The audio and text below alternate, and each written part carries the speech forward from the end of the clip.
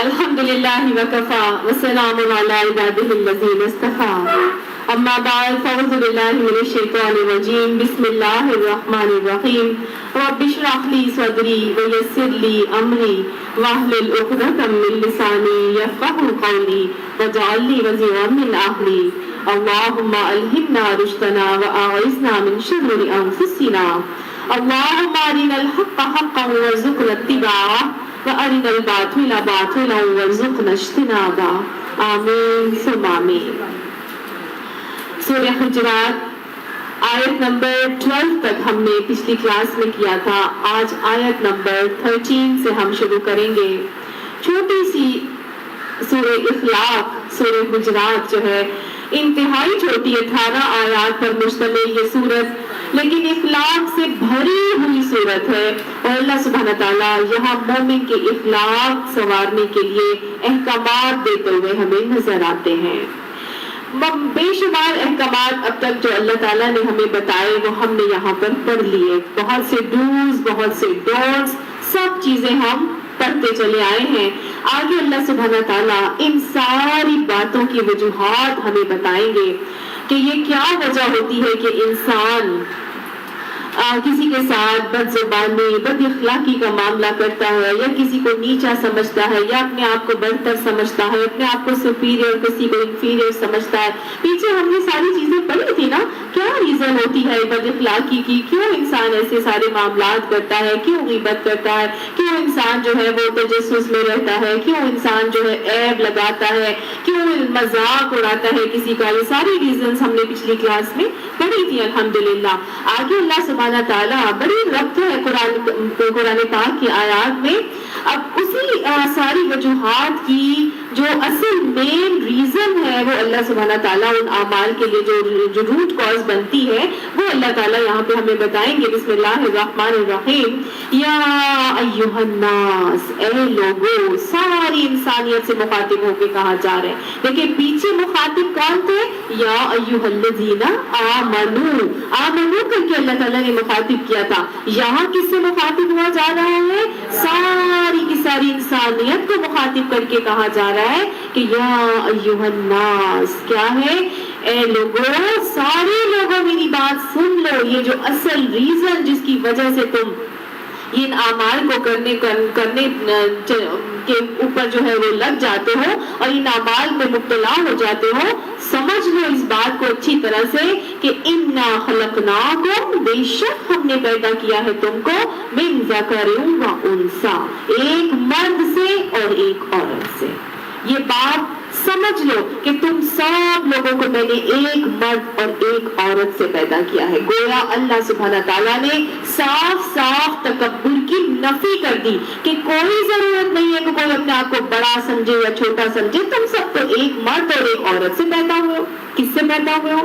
حضرت آدم علیہ السلام سے اور حوا علیہ السلام سے۔ اور یہی بات سورہ نساء میں شروع میں اللہ سبحانہ تعالیٰ نے ہمیں فرمائی تھی نا، کیا کہ اللہ سبحانہ اتقوا اللہ، کیونکہ اللہ سبحانہ تعالیٰ نے کیا کہا؟ تقوی اختیار کر لو۔ خلقناکم من نفس واحدہ، تمہیں تو میں نے ایک جان سے پیدا کیا ہے۔ تکبر کی نفی وہاں بھی اللہ تعالیٰ نے میرے اور آپ کو کر کے بتائی تھی، اور یہاں پہ بھی بتایا جا رہا ہے تمہیں تو ایک جان مرد اور ایک عورت سے بس پیدا کیا ہے۔ اور پھر کیا کیا؟ وجعلناکم شعوبا، اور پھر تمہاری ذاتیں بنا دی، وقبائل، اور قبیلوں میں تقسیم کر دیا، یعنی ذاتیں بھی بنا دی، قبیلوں میں بھی تقسیم کر دیا۔ اللہ سبحانہ تعالیٰ نے ایک نسل انسانی کو چلانے کے لیے ایک مرد اور ایک عورت کے جوڑے سے ساری کی ساری نسل انسانی کو چلایا، اور پھر اس لیے اللہ سبحانہ تعالیٰ نے ان کے آپس میں جو بچے پیدا ہوتے ان کی آپس میں شادیاں کروائی، اور اس کے بعد آہستہ آہستہ آہستہ جب نسل انسانی کا ارتقا ہوا،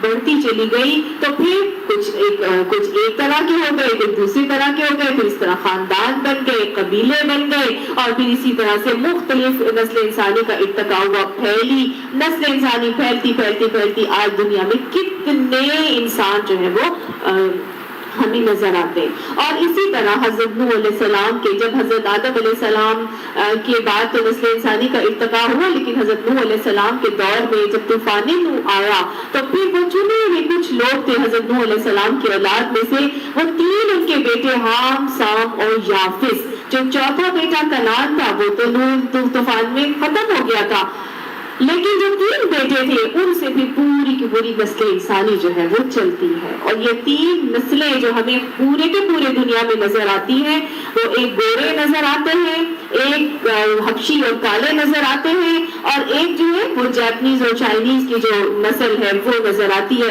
تو ان تینوں بیٹوں کی ڈفرینٹ شکلیں اللہ سبحانہ تعالیٰ نے رکھی، اور ان سے جو ہے وہ آپس میں پھر ان کی نسلیں بڑھتی چلی گئی، پھر انٹر میرجز ہوئی، پھر وہ ڈفرینٹ قسم کی شکلیں جو ہم ہے وہ مکس بریڈ میں آتے ہیں، ٹھیک ہے۔ تو یہ ساری کی ساری جو نسلیں ہیں وہ چلتی چلی گئی، لیکن اللہ تعالیٰ نے یہ ساری چیزیں کیوں بنائی تھی؟ اس لیے نہیں بنائی تھی کہ میں اور آپ جو ہے وہ نسلی تفاخر کا معاملہ کریں، میں تو جی سید ہوں، سید کا تو چلے نبی صلی اللہ علیہ وسلم نے خود فرما دیا، لیکن اگر میں یہ کہنے لگ جاؤں کہ جی میں تو جی مغل ہوں، یا کوئی کہے میں تو جی راجپوت ہوں، کوئی کہے میں تو جی جٹ ہوں، کوئی کہے میں آرائی ہوں، کوئی کہے ہم فلاں ہیں، ہم قریشی ہیں، ہم ایسے ہم ویسے، تو یہ اللہ سبحانہ تعالیٰ نے اس لیے نہیں بنائی تھی۔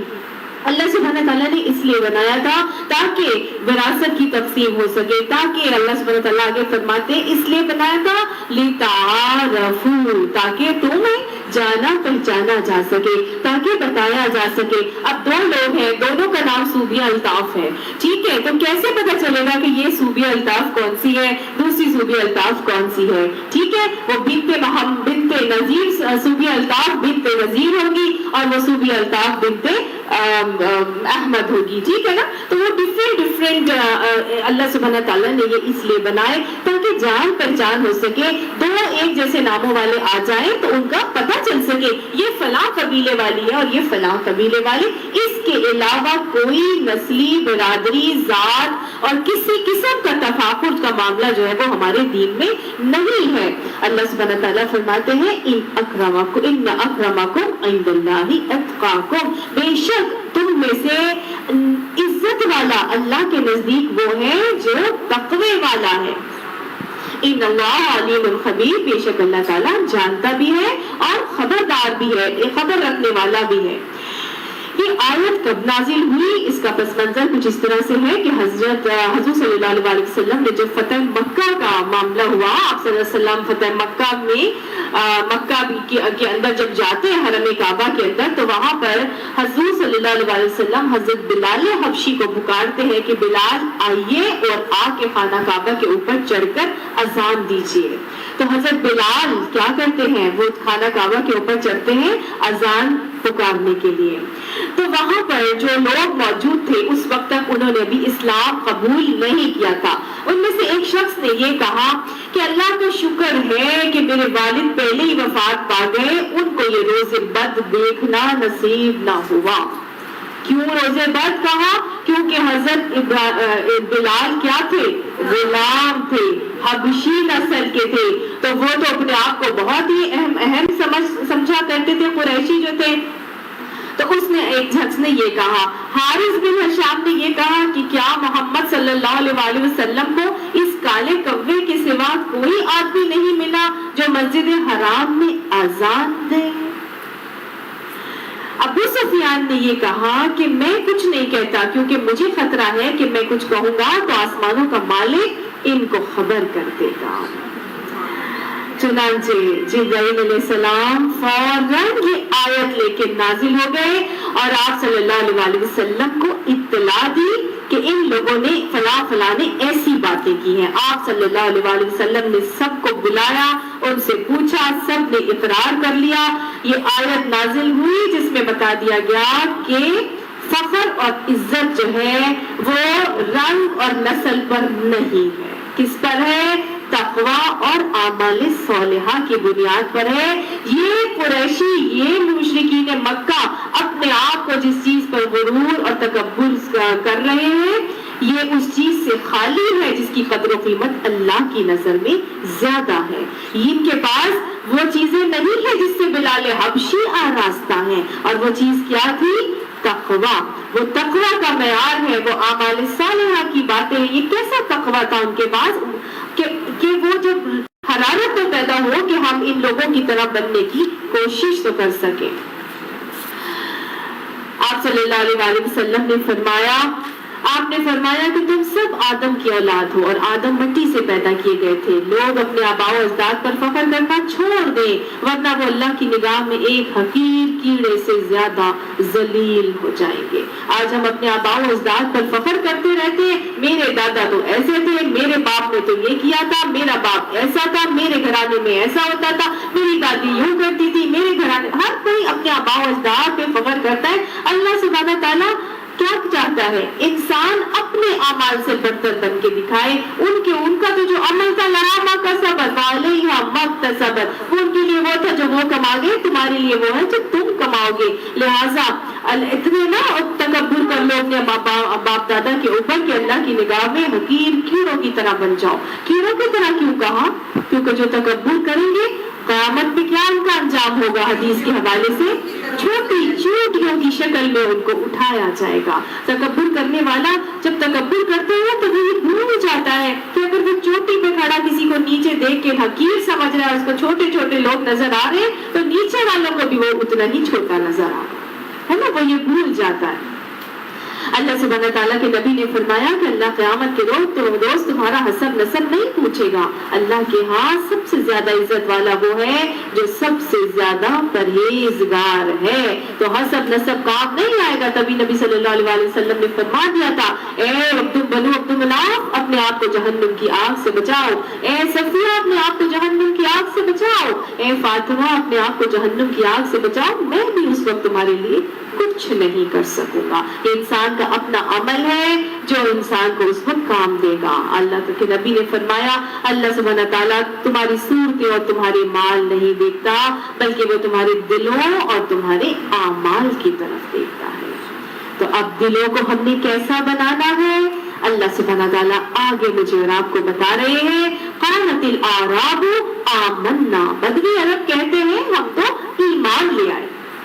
याद कर लीजिए ये सूरह हुजरात के जो शुरू में आपको मैंने बताया था ना कि कुछ बदवी अरब आए थे और आप सल्लल्लाहु अलैहि वसल्लम से दीन सीखना चाहते थे। तो हुजरात के बाहर से आप सल्लल्लाहु अलैहि वसल्लम को या मोहम्मद अखरिज इलैना ये कर करके पुकार रहे थे, नबी सल्लल्लाहु अलैहि वसल्लम का नाम लेकर, और उनको बुला रहे थे अपनी तरफ। तो इनके ये बदतमीजी का मामला, इनकी ये बेअदबी और गुस्ताखी का रवैया अल्लाह सुब्हानहू तआला को बिल्कुल पसंद नहीं आया था। उसी के बाद ये सूरह हुजरात नाज़िल होती है। अल्लाह सुब्हानहू तआला यहाँ पर यही फरमा रहे हैं कि देखो ये जो आराब बदवी है ये कहते हैं हम तो ईमान ले आए हैं। कुल इनसे कह दीजिए लम तुमिनु, तुम ईमान नहीं लेकर आए हो, वलाकिन कुलू अस्लमना, लेकिन ये कहो कि हम तो इस्लाम लेकर आए हैं। इनसे ये कहिए कि लोग कहते हैं कि ईमान लाए हैं हम बदवी अरब, नहीं नहीं नहीं। क्यों कहा? क्योंकि अभी तो वो गुस्ताखी कर रहे हैं, अभी तो वो नबी सल्लल्लाहु अलैहि वसल्लम के साथ बेअदबी का मामला कर रहे हैं, बोला इखलाक तो अभी उनको छूकर भी नहीं गुजरा। तो अल्लाह सुब्हानहू तआला फरमा रहे हैं ये न कहो कि हम ईमान ले आए, बल्कि इनको ये कहो कि ईमान तो भी तुम ये कहो तो हम तो भी इस्लाम लेके आए हैं। लम्मा यदखुलुल ईमान फी कुलूबिकुम, ईमान तो अभी तुम्हारे दिलों में दाखिल ही नहीं हुआ है। तो गोया इस्लाम कुछ और चीज है और ईमान कुछ और चीज है। ठीक है, इस्लाम तो इंसान ले आता है, जब वो कलमा पढ़ लेता है तो वो कह देता है कि मैं तो मोमिन हो गया, मैं तो इस्लाम लेकर आ गया। नहीं, अल्लाह फरमा रहे हैं ये ना कहो कि हम ईमान ले। ये जो बदवी अरब आए थे बनु सलमा वाले, वो क्या कर रहे थे? इस्लाम तो वो ले आए थे, कलमा तो वो पढ़ चुके थे, लेकिन दीन के इखलाक के अमाल जो होते हैं ना, इखलाक का जो मामला होता है उससे वो बिल्कुल बेबहरा थे। क्यों बेबहरा थे? क्योंकि उन्होंने नबी सल्लल्लाहु अलैहि वसल्लम का साथ नहीं मिला था, उनको मालूम ही नहीं था कि इखलाक जो है वो कैसे होने चाहिए एक मुसलमान के, उनको तो ये इल्म ही नहीं था। तो इखलाक सिर्फ बोलने, कहने, पढ़ने, पढ़ाने से नहीं आते, वो सोहबत से आते हैं, वो साथ रह कर आते हैं। जब आप रहे किसी ऐसे बंदे के साथ कि जिसको इखलाक जिसके बेहतरीन हो, तब आपको पता चलता है कि आप कितने पानी में। एक बार मौलाना साहब उन्होंने बताया कि मैं समझता था कि मैं बहुत अच्छी इखलाक वाला हूँ, لیکن میرا بہت زبردست ہر چیز فرسٹ کلاس بالکل ہے. تو میں اپنے استاد صاحب کے ساتھ ایک مرتبہ کہیں گیا اور ان کے ساتھ میں نے کچھ وقت گزارا. پھر مجھے پتا چلا کہ میرے تو اخلاق ابھی کسی ان کے پاؤں کے جوتے تک بھی نہیں پہنچے. یہ اخلاق بہترین کیسے ہوتے ہیں؟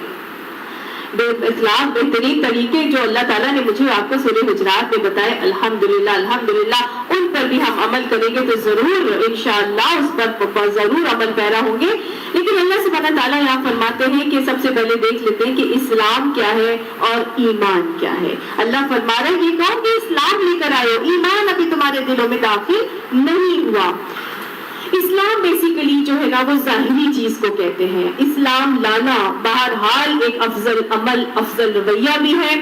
اور اسلام جب مسلمان جب کلمہ پڑھ لیتا ہے تو گویا وہ اس بات کا اقرار کر لیتا ہے کہ میں نے اللہ سبحانہ تعالیٰ کو مان لیا ہے اور میں اللہ کا فرما بردار ہو گیا ہوں. اللہ سبحانہ تعالیٰ فرماتا ہے ان الدین عند اللہ اسلام، اللہ کے نزدیک دین صرف اور صرف اسلام ہے. اللہ سبحانہ تعالیٰ نے ایک اور جگہ فرمایا رضیت لکم الاسلام دینا، تمہارے لیے دین اسلام کو پسند کر لیا. ایک جگہ فرمایا ومن یبتغی غیر الاسلام دینا فلن یقبل منہ، جو اسلام کے علاوہ کسی اور دین کو پسند کرے گا اس سے وہ چیز قبول نہیں کیا جائے گا، اس سے وہ باتیں قبول ہی نہیں کی جائیں گی. اسی لیے اللہ سبحانہ تعالیٰ نے یہ بھی فرمایا کہ قل ان سے کہہ دیجئے کہ انی امرت ان اکون من اولا اسلم، ان کو کہہ دیجئے میں سب سے پہلے اللہ کے ہاں سر اطاعت خم کرنے والا ہوں، میں سب سے پہلا سر اطاعت جھکانے والا ہوں. پھر اللہ تعالیٰ نے فرمایا فَإِنْ أَسْلَمُوا فَقَدِ اهْتَدَوْا، اگر اسلام لاؤ گے تو ہدایت پاؤ گے. پھر یہ کب تک مسلم رہنا ہے؟ صرف یہ نہیں کہ بس کہہ دیا زبان سے کہہ دیا لا الہ، نہیں صرف لا الہ نہیں. اللہ سبحانہ تعالیٰ نے فرمایا وَلَا تَمُوتُنَّ إِلَّا وَأَنْتُمْ مُسْلِمُونَ، کہ اس وقت تک جب مسلم رہنا ہے جب تک کہ تمہیں موت نہیں آ جاتی. تو گویا مسلمان ہونا تو لازم ہی لازم ہے نا. مسلمان ہونے کے بغیر تو ہماری کسی قسم کی فلاح ہے ہی نہیں. لیکن صرف زبان سے اسلام لے آنا اور زبان سے کہہ دیا لا الہ الا اللہ تو کیا حاصل، دل اور نگاہ مسلم نہیں تو کچھ بھی نہیں ہے نا. گویا صرف زبان سے لا الہ نہیں پڑھنا، اپنے دل اور نگاہ کو مسلم بنانا بہت ضروری ہے. تو آپ صلی اللہ علیہ وسلم یہ اسی طرح سے ہے معاملہ اسلام کا اور ایمان کا کہ ایک چیز کی صورت ہوتی ہے اور ایک چیز کی حقیقت ہوتی ہے. مثال کے طور پر آپ جاتے ہیں میوزیم میں اور وہاں پہ ایک شیر کی ممی اور مجسمہ لگا ہوا ہے. آپ کو معلوم ہے کہ یہ تو میوزیم ہے، یہاں پر شیر کی ممی ہے اور اس کو ممیفائی کر کے انہوں نے پورا مجسمہ لگا ہوا ہے. شیر تو وہاں باہر کھڑا ہے لیکن کیا آپ میں سے کوئی ڈرے گا؟ کوئی بھی نہیں ڈرے گا. ٹھیک ہے نا، یہ ہے حقیقت جو آپ کو نظر آ رہی ہے صورت شیر کی، یا شیر کی تصویر دیکھ کے کوئی بھی نہیں ڈرے گا. لیکن جب آپ جنگل میں چلے جائیں گے وہاں پہ آپ کو ایک شیر آ جائے نظر تو کیا ہوگا؟ سب ڈر جائیں گے کیونکہ وہ ایک حقیقت ہے. ٹھیک ہے نا، تو یہی بات ہے اسلام کی اور ایمان کی. ایک چیز کی صورت ہے اور ایک چیز کی حقیقت ہے. اسلام ایک صورت ہے. آپ صلی اللہ علیہ وسلم کے پاس حضرت جبرائیل علیہ السلام آئے اور آ کے انہوں نے پوچھا، دین سکھانے آئے تھے، سوال خود کر رہے ہیں اور جواب بھی خود ہی دے رہے ہیں اور فرماتے ہیں کہ مل اسلام، یا رسول اللہ صلی اللہ علیہ وسلم اسلام کیا ہے؟ پھر فرمایا کہ اسلام یہ ہے کہ تو جو ہے وہ اللہ کو مانے اور اس کے ساتھ کسی کے ساتھ شرک نہ کرے کسی چیز کا، اور نماز قائم کرے، زکوٰۃ ادا کرے اور روزے رکھے. پھر پوچھا مل ایمان، ایمان کیا ہے؟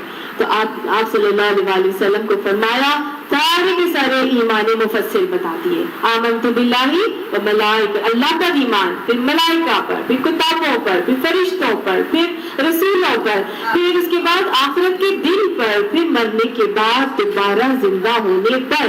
گویا یہ 7 چیزیں ایمان مفصل کا حصہ ہیں جن پر ایمان لانا ہر ایک کے لیے لازم ہے. ٹھیک ہے، آپ سے نے فرمایا تھا اسلام ظاہر میں ہے، ظاہر میں ہے اسلام. دیکھیں نا اسلام میں کیا بتایا تھا، اسلام میں کیا بتایا تھا؟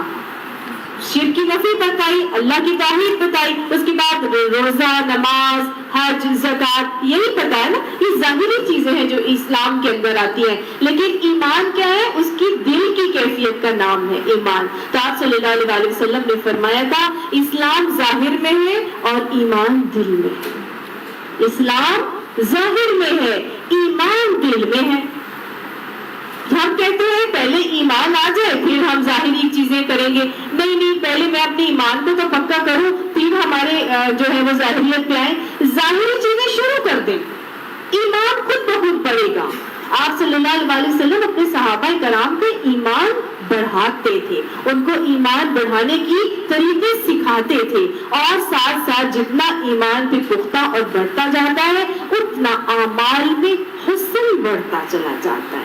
ٹھیک ہے، نہیں بھی نماز پڑھنی آتی، جس نے کلمہ پڑھا اذان سنیے وہ جا کے نماز پڑھنے کھڑے ہو جائے گا. اس کو کوئی الفاظ نہیں آتی، کچھ بھی نہیں، وہ صرف حرکتیں کر رہا ہے. وہ کھڑا ہو رہا ہے، قیام کر رہا ہے، رکوع کر رہا ہے، سجدے کر رہا ہے، وہ امام کے پیچھے کھڑا ہے، اس کی نماز ہو جائے گی نا. ظاہریت میں روزہ ہے، روزہ رکھ لیا چپ کر کے خاموشی سے. زکوٰۃ اگر مال اتنا نکلا سال میں ایک دفعہ کم زکوٰۃ بھی دے دے گا، یہ سارے اعمال وہ کر لے گا. لیکن ایمان کیسے بڑھے گا؟ آج ہم لوگ ساری ظاہریت کے سارے اعمال کرتے ہیں، حج عمرے کرتے ہیں، جا کے بھاگ کے جا کے کرتے ہیں، لیکن ایمان سے ہمارے دل ابھی خالی ہے. ایمانوں سے دل خالی ہے. وہ ایمان جو کہ مطلوب ہے، وہ ایمان جو کہ مقصود ہے، وہ ایمان ہمارے پاس ابھی آیا ہی نہیں. اب ہم ظاہری اعمال جتنے خوبصورت کریں گے، ایمان جتنا بہترین بنائیں گے، اعمال اس سے زیادہ حسین ہوتے چلے جائیں گے. جو منافق ہوتا ہے اس کے اندر تو خلوص ہی نہیں ہوتا، لہٰذا اس کے اعمال میں حسن نہیں آ پاتا. اس کے اعمال صرف شہادتوں تک ہی رہ جاتے ہیں، اور جب ضرورت پڑتی ہے ایمان کو ثابت کرنے کے لیے تو وہ کنی کترا کر پیچھے ہٹ جاتا ہے. یہ ہوتا ہے منافق کا معاملہ، کیونکہ اس کا ایمان ظاہری شہادتوں پر ہوتا ہے، وہ تو صرف اسلام ہی لے کر آئے. اور یہی بات کی جا رہی ہے.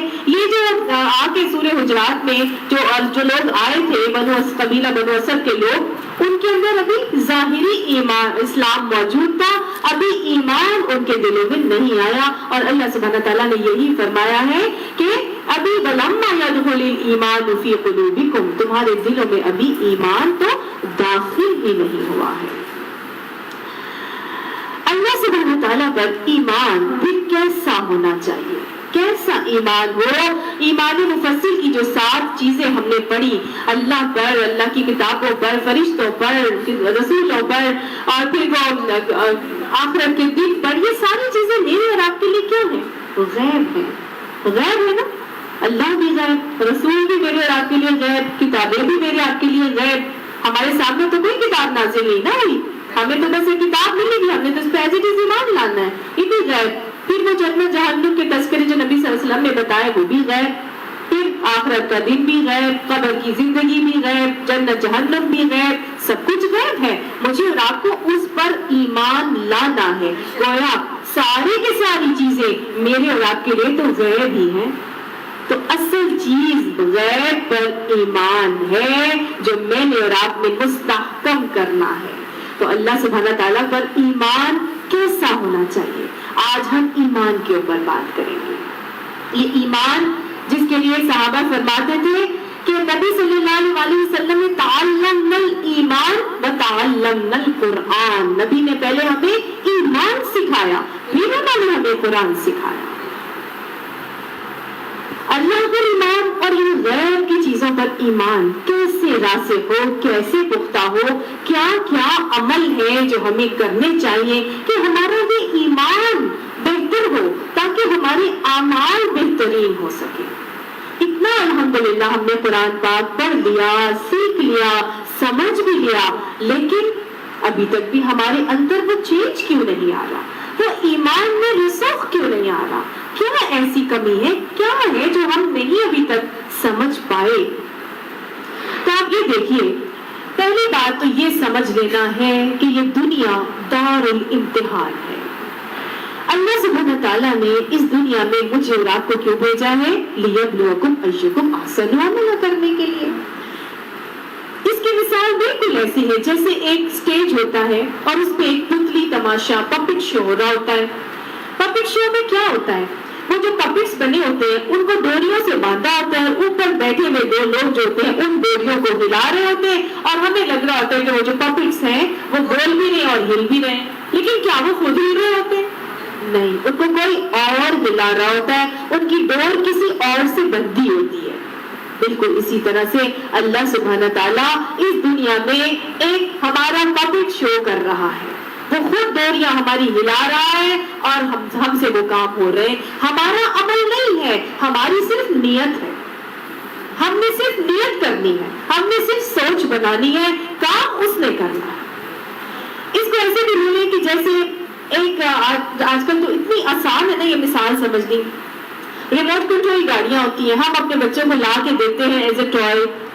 بچہ ریموٹ کنٹرول گاڑی کو جب چلتے ہوئے دیکھتا ہے تو ایک دم سے ڈر جاتا ہے نا، پھر اس کو سمجھ میں آتا ہے کہ نہیں یہ تو میرے بابا جو ہے وہ ان کے ہاتھ میں ایک انسٹرومنٹ پکڑا ہوا ہے اور وہ اس کو کبھی آگے کر رہے ہیں کبھی پیچھے کر رہے ہیں، اس کو ملا رہے کبھی رائٹ اینڈ لیفٹ، وہ رائٹ کرتے ہیں تو گاڑی رائٹ مڑ جاتی ہے، وہ لیفٹ کرتے ہیں تو گاڑی لیفٹ ہو جاتی ہے۔ گویا اصل کنٹرولنگ پاور تو میرے بابا کے ہاتھ میں، گاڑی تو اسی طرح چل رہی ہے کہ جیسے کہ اس کو کنٹرول کیا جا رہا ہے۔ تو اسی طرح کنٹرولنگ پاور اس دنیا میں ہمارے سارے معاملات کی کس کے پاس ہے؟ اللہ سبحانہ تعالیٰ کے پاس۔ میں اور آپ تو صرف اور صرف آلہ کار ہیں، ہم صرف اسباب ہیں، ہم صرف اس کام کو کرنے کا ایک سبب ہے جو اللہ تعالیٰ نے مجھے اور آپ کو بنا کے دنیا میں بھیجا اور ہمارے کاموں کے لیے مختلف اسباب مہیا کرتا ہے۔ یہ دنیا دار الاسباب ہے اور اللہ مسبب الاسباب ہے، یہ ہمیں سمجھ لینا چاہیے۔ آپ دیکھیں، ہم غیب کی چیزوں پر ایمان لے کر آتے ہیں اور ہمارے لیے غیب کی چیزوں کی ایمان لانے کی مثال بھی بالکل ایسے کہ جیسے ایک مرغی کا انڈا ہوتا ہے، اس کے اندر ایک بچہ ہوتا ہے۔ اب مرغی کے انڈے کے اندر بچے کو نہیں پتا کہ باہر کی دنیا کیسی ہے، وہ کٹ کرتا ہے، جب وہ تیار ہو جاتا ہے اپنے چوٹ سے اس کو شیل کو توڑتا ہے، باہر آتا ہے تو پھر وہ ساری دنیا کو اپنی آنکھوں سے دیکھتا ہے۔ وہ حقیقت اس کو اندر رہتے ہوئے سنائی ضرور دے رہی ہوتی ہوگی لیکن ابھی اس نے مشاہدہ نہیں کیا، اس نے دیکھا نہیں کچھ بھی، تو وہ جب باہر آتے تو اپنی آنکھوں سے مشاہدہ کر لیتا ہے۔ اسی طرح ایک مچھلی اگر پانی میں ہو اور مچھلی چھوٹی سی مچھلی ہے، وہ دیکھتی ہے کہ ایک کھانے کا کوئی پیس ہے وہ لٹکا ہوا اس کو نظر آتا ہے، بڑی مچھلی اس کو وہ جاتی ہے اس کو کھانے کے لیے، تو بڑی مچھلی اس کو سمجھاتی ہے کہ دیکھو دیکھو یہ اگر تم نے کانٹا کھا لیا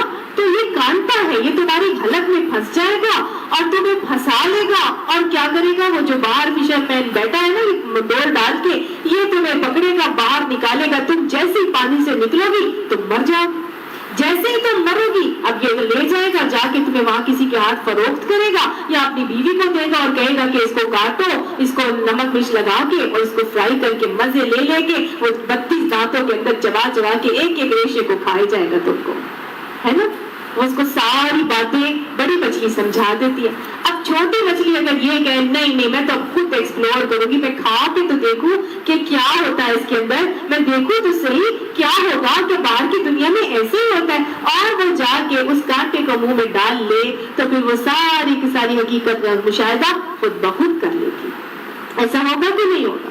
اور اگر وہ نہ کرے اور بڑی مچھلی کے کہنے کی بات کو سن کر مان جائے، سمجھ جائے کہ ہاں میں نے ایسا نہیں کرنا، یہ جو مجھے سمجھا رہی ہے بالکل صحیح سمجھا رہی ہے، اس کو پتا ہے یہ عقل مند و سمجھدار ہے، یہ جو مجھے منع کر رہی ہے تو یقیناً ایسا ہی ہوگا۔ اگر وہ ان غیب کی باتوں پر ایمان لے آئے گی تو اس کی جان کا فلاح کا سودا ہو جائے گا۔ بالکل اسی طرح نبی کریم صلی اللہ علیہ وآلہ وسلم نے مجھے آپ کو وہ غیب کی ساری باتیں بتا دی، قبر میں کیا ہوگا، حشر میں کیا ہوگا، جنت کیسی ہے، جہنم کیسی ہے، ہر چیز بتا دیا۔ یہ اعمال کرو گے تو یہ اس کا صلہ ملے گا، یہ اعمال کرو گے تو یہ اس کی سزا ملے گی۔ اللہ کے نبی نے ہر چیز بتا دی۔ تو عقل مند کون ہے پھر جو ان غیب کی باتوں پر، نبی صلی اللہ علیہ وسلم کی غیب کی بتائی ہوئی باتوں پر ایمان لے آئے اور اس کانٹے کو کھانے سے اس مچھلی کی طرح بچ جائے۔ ایسا ہی ہے نا۔ اللہ سبحانہ تعالیٰ یہ ساری کی ساری غیب کی باتیں مجھے اور آپ کو نبی صلی اللہ علیہ وسلم کے ذریعے سے بتاتے ہیں، اور اس وسیلے اور توسط سے ہر بات ہمیں پتہ چلتی ہے۔ عقل مند شخص ان باتوں پر ایمان لے کر آ کے ان کو مان لے گا تو اس کی فلاح کا سودا کر لے گا۔ اللہ ہمیں اس فلاح کے سودے کرنے کی توفیق نصیب فرمائے۔ اب ایک اور مثال سے سنیے اور دیکھیے کہ یہ جو چیزیں اللہ سبحانہ تعالیٰ نے دنیا میں مجھے اور آپ کے لیے بنا دی، وہ ساری چیزوں میں اختیار رکھتا ہے، وہ مسبب الاسباب ہے۔ وہ چاہے تو کسی چیز میں شفا ڈال دے، چاہے تو کسی چیز میں اسی شفا والی چیز میں ہمارے لیے جو ہے وہ نقصان ڈال دے۔ مثال کے طور پر ایک دودھ ہے، ایک شخص وہ دودھ پیتا ہے اور وہ پینے کے ساتھ ساتھ موٹا تازہ ہوتا چلا جاتا ہے، صحت مند ہوتا ہے۔ ایک شخص ہے وہ دودھ پیتا ہے تو اس کو الرجی ہو جاتی ہے اور اس کا پیٹ خراب ہو جاتا ہے۔ ایک شخص ہے وہ دودھ پیتا ہے اور اس کی جو ہے وہ اسے اتنا ڈائریا ہوتا ہے کہ اس سے اس کی ڈیتھ ہو جاتی ہے۔ تو ہے تو دودھ ہی، لیکن اللہ اس میں یا تو شفا ڈال دیتا ہے یا اس کے لیے آپ کے لیے نقصان دہ بنا دیتا ہے۔ اب اللہ سبحانہ تعالیٰ نے سانپ کو بنایا، یہی سانپ جو ہے کسی کے لیے جان بچانے کا سبب بنتا ہے، کسی کے لیے جان لینے کا سبب بن جاتا ہے۔ ایک شخص نے دروازہ کھولا کمرے کا اور کمرے کے دروازہ کھولتے ہی اس کو ایک دم سے سانپ پھیلائے بیٹھا نظر آیا۔ وہ ڈر کے سہم کے اس نے دروازہ بند کر دیا اور وہ اندر جانے سے بچ گیا، اور جیسے دروازہ بند کیا 1 منٹ بعد کمرے کی چھت گر گئی اور وہ شخص موت سے بچ گیا۔ اور دوسری طرف یہ ایک شخص تھا، اس نے کہا کہ اتنے سارے لوگ ہیں، نیچے گرمی ہوگی، میں اوپر چھت پہ بس کے بیٹھ جاتا ہوں تو آرام سے ٹھنڈی ٹھنڈی ہوا بھی کھاتا رہوں گا تو آرام سے تسلی سے پہنچ جاؤں گا جس جگہ جانا ہے۔ وہ چھت پہ بیٹھ گیا۔ اب اوپر سے ایک عقاب گزر رہی تھی، اس کے ہاتھ میں سانپ تھا، اس کے ہاتھ سے پنجوں کی گرپ ڈھیلی ہوئی، وہ سانپ بس کی چھت پہ گرا اور اس سانپ نے اس آدمی کو ڈس لیا۔ وہ اس کے لیے جان لینے کا باعث بن گیا۔ ہے تو سانپ ہی، کسی کی جان بچا رہا ہے، کسی کی جان لینے کا باعث بن رہا ہے۔ حضرت موسیٰ علیہ السلام کے ساتھ ایک معاملہ ہوا کہ آپ نے حضرت بیمار ہو گئے تو آپ نے اللہ تعالیٰ سے کہا کہ اللہ سبحانہ تعالیٰ میں تو بیمار ہو گیا ہوں تو میں کیا کروں؟ حضرت موسیٰ علیہ السلام کو اللہ تعالیٰ نے کہا فلاں درخت کے پتوں کو کھا لو تو اس میں تمہیں شفا مل جائے گی۔ انہوں نے پتے کھا لیے، وہ صحیح ہو گئے۔ اس کے بعد وہ دوبارہ بیمار ہو گئے تو انہوں نے فوراً سے پتے کھا لیے کہ میں نے پہلے بھی کھائے تھے تو میں ٹھیک ہو گیا، تو میں پھر پتے کھا لیے، وہ ٹھیک نہ ہوئے۔ انہوں نے اللہ تعالیٰ سے کہا اللہ تعالیٰ آپ نے مجھے پہلے تو شفا دی دی تھی اور میں ٹھیک ہو گیا تھا، تو میں تو پتے بھی کھا لیے تو میں تو ٹھیک نہیں ہو رہا، تو پھر میں کیا کروں؟ اللہ تعالیٰ نے کہا اس وقت میں نے اس شفا کو ان پتوں میں رکھ دیا تھا، اب میں نے اس شفا کو ان پتوں میں نہیں رکھا ہوا۔ تو یہ اللہ ہے، وہ چاہے تو وہ ایک چیز میں شفا رکھ دے، وہ چاہے تو ایک چیز میں نہ رکھے، وہ کنٹرول کر رہا ہے، ہر چیز اس کے اختیار میں، اس کے ہاتھ میں۔ اس بات کو سمجھ لینا میرے آپ کے لیے بہت ضروری ہے کہ ہم تو صرف دنیا میں آئے ہیں، کنٹرول تو سارا وہ کر رہا ہے۔ آج میں مثالیں دوں گی آپ کو۔ آپ دیکھیں ایک دیہاتی ہے، وہ آتا ہے گاؤں سے شہر میں آتا ہے، وہ آ کے دیکھتا ہے، وہ کہتے ہیں بھائی یہ تو نلکا لگا ہوا، اس میں سے تو پانی آتا ہے، ہمارے تو گاؤں میں پانی نہیں آتا۔ تو وہ ایسا کرتا ہے نلکا لے جاتا ہے اور گاؤں میں جا کے لگاؤں گا تو پانی آ جائے گا۔ وہ جاتا ہے بازار سے نلکا خرید لیتا ہے کہ ہمارے گاؤں میں تو پانی نہیں آتا تو میں یہ نلکا لے جاتا ہوں۔ وہ نلکا بازار سے خرید کے لے جاتا ہے، وہاں جا کے رکھ دیتا ہے اور کہتا ہے پانی آئے، تو پانی تو آ جائے گا۔ کیا پانی آ جائے گا؟ نہیں آئے گا نا۔ کیوں نہیں آئے گا؟ کیونکہ اس کا پورا ایک سسٹم ہے، اس کی پوری پائپ لائنز ہیں، اس کی ایک ٹینکی ہے جہاں سے پورا کنٹرول نظام چل رہا ہے۔ ہم سمجھ لیں کہ یہ ایسے ہی ہو جائے گا، ایسے نہیں ہے۔ اللہ سبحانہ تعالیٰ ہر نظام کو اپنے ہاتھوں سے کنٹرول کر رہا ہے، اپنے فرشتوں کے ذریعے سے کنٹرول کر رہا ہے۔ اس چیز کو سمجھنا میرے آپ کے سب کے لیے بہت ضروری ہے، اور ہم صرف کوشش کے مکلف ہیں، نتیجے کے ذمہ دار ہم نہیں ہیں۔ ہم نے صرف کوشش کرنی ہے، نتیجہ اللہ پہ چھوڑ دینا، نتیجہ اللہ کے ہاتھ میں۔ ہم تو وہ مالی ہیں جس کا کام کیا ہے؟ پر مشکا پاوے، مالی کا کام پانی لانا، پر مشکا پاوے، مالک کا کام پھل پھول لانا، لاوے یا نہ لانا۔ ہم تو مالی ہیں جنہوں نے اپنا کام کرتے جانا، بس نتیجہ نہیں۔ اور اللہ نے میرے نتیجے کو دیکھ کے مجھے ریوارڈ نہیں دینا یا عذاب نہیں دینا، اللہ نے میری کوشش پر مجھے اجر دینا، ہماری نیت، ہمارا ارادہ۔ تبھی تو سارے کے سارے علماء جب بھی حدیث کی کتاب لکھتے ہیں تو کیا کرتے ہیں؟ بخاری شریف میں بھی پہلی حدیث رکھی گئی امام بخاری نے، انما الاعمال بالنیات، عمل کا دار و مدار نیت پر. جو عمل کریں گے اگر نیت آپ کی صحیح ہے اللہ نے اسی کو دیکھ کے آپ کو اجر دینا. ٹھیک ہے. پھر اس کے بعد اللہ سبحانہ تعالیٰ کے ہاتھ میں چونکہ ہر چیز ہے تو عزت دینا بھی اسی کے ہاتھ میں ہے. تو عز من تشاء و تذل من تشاء. وہ عزت کے نقشوں سے ذلت نکال دیتا ہے, ذلت کے نقشوں میں عزت بھر دیتا. مثالیں میرے آپ کے سامنے کیسے کیسے اللہ سبحانہ تعالیٰ عزت کے نقشوں سے ذلت نکالتا ہے اور ذلت کے نقشوں میں عزت بھر دیتا ہے.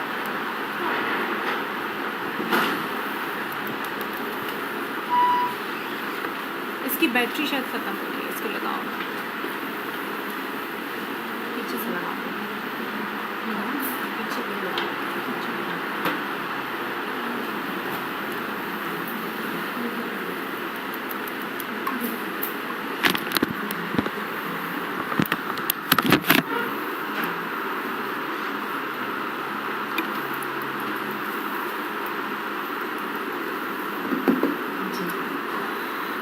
اللہ سبحانہ تعالیٰ عزت کے نقشوں میں ذلت بھرتا ہے اور ذلت کے نقشوں میں عزت لے کے آ جاتا ہے.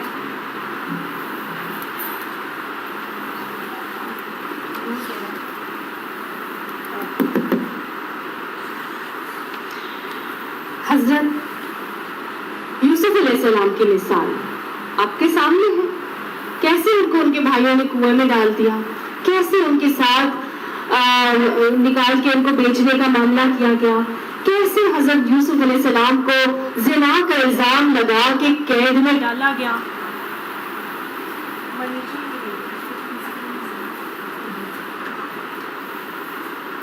کیسے حضرت موسیٰ علیہ السلام حضرت یوسف علیہ السلام کے ساتھ اس دور سے گزارا گیا ان کو.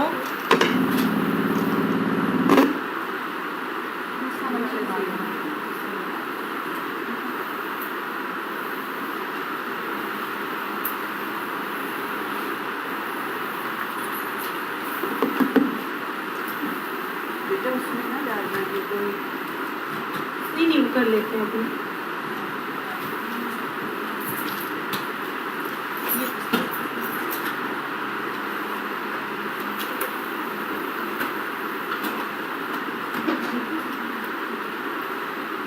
آواز آ رہی ہے آپ لوگوں کو؟ چلو. تو کیسے حضرت یوسف علیہ السلام کے ساتھ بظاہر دیکھنے میں تو کتنی ذلت آمیز ان کے ساتھ معاملات ہو رہے تھے نا, کس طرح ان کو بیچا جا رہا ہے, کس طرح ان کو قید خانے میں ڈالا جا رہا ہے, لیکن اسی ذلت کے نقشہ میں اللہ تعالیٰ نے عزت کا کیسے معاملہ کیا کہ مصر کو سربراہ بنا دیا, مصر کو فراوانی کو عطا فرما دی, نبوت بھی عطا فرما دی, اور اللہ سبحانہ تعالیٰ نے سربراہی بندی کر کے ان کو بنا دیا. کہ اللہ سبحانہ تعالیٰ کے کام بظاہر دیکھنے میں چیزیں ہمیں ویسی نظر نہیں آ رہی ہوتی, لیکن اللہ علیم بھی ہے, حکیم بھی ہے. وہ چاہتا ہے تو اپنی ذلتوں میں سے عزتوں کو نکال دیتا ہے. اور کہاں فرعون اور حامان اور قارون کس قسم کے دنیاوی شان و شوکت رکھنے والے وہ لوگ ہیں, لیکن اللہ سبحانہ تعالیٰ نے ان کے ساتھ کیسے معاملہ کرتے ہوئے ہمیں دکھایا. کسی کو پانی میں ڈبو کے قتل کر دیا, کسی کو زمین پہ دھسا دیا. کتنی مال و دولت کے حامی تھے وہ, کتنی جلال اور شان و شوکت تھا ان کے پاس, لیکن اللہ سبحانہ تعالیٰ چاہے تو عزت بھی دیتا ہے, چاہے تو وہ ذلیل بھی کر دیتا ہے. جب ان چیزوں کے اوپر یقین ہوتا ہے نا تو اللہ سبحانہ تعالیٰ انسان پہ اللہ سبحانہ تعالیٰ کو نہیں چھوڑتا. اس کو یقین آ جائے کہ میرا رب علیم بھی ہے, حکیم بھی ہے, پھر وہ تین چیزوں کے پیچھے نہیں لگتا, پھر وہ چیزوں کو نہیں دیکھتا. بظاہر اس کی ذلت ہو رہی ہے, نبی صلی اللہ علیہ وسلم کے ساتھ کتنا تحقیر آمیز سلوک کیا جا رہا تھا, لیکن آپ صلی اللہ علیہ وسلم کو کیا اللہ سبحانہ تعالیٰ نے رسوا کر دیا. کیسے فتح مکہ کے بعد اوپر شان اور شوکت سے مکہ کے اندر داخل ہوتے ہوئے نظر آتے ہیں. یہ اللہ سبحانہ تعالیٰ. پھر اس چیز کو سمجھ لیا جائے کہ جب اللہ ہی ہر چیز کر رہا ہے تو پھر انسان مختلف چیزوں کے اوپر اپنی نگاہوں کو نہیں لگا کے رکھتا, پھر وہ اعمال پہ اپنا فوکس رکھتا ہے, اعمال کرتا رہتا ہے. میں کرتے جا رہا ہوں, میں نے اپنی نیت صحیح رکھنی ہے, اللہ بیٹھا ہے نا, وہ علیم بھی ہے, وہ حکیم بھی ہے, وہ سب کچھ کرے گا. اگر میں اپنے رویے درست رکھ کے چل رہی ہوں تو اللہ سبحانہ تعالیٰ مجھے کیسے چھوڑ سکتا ہے. وہ اپنے اعمال پہ فوکس کر کے چلے گا.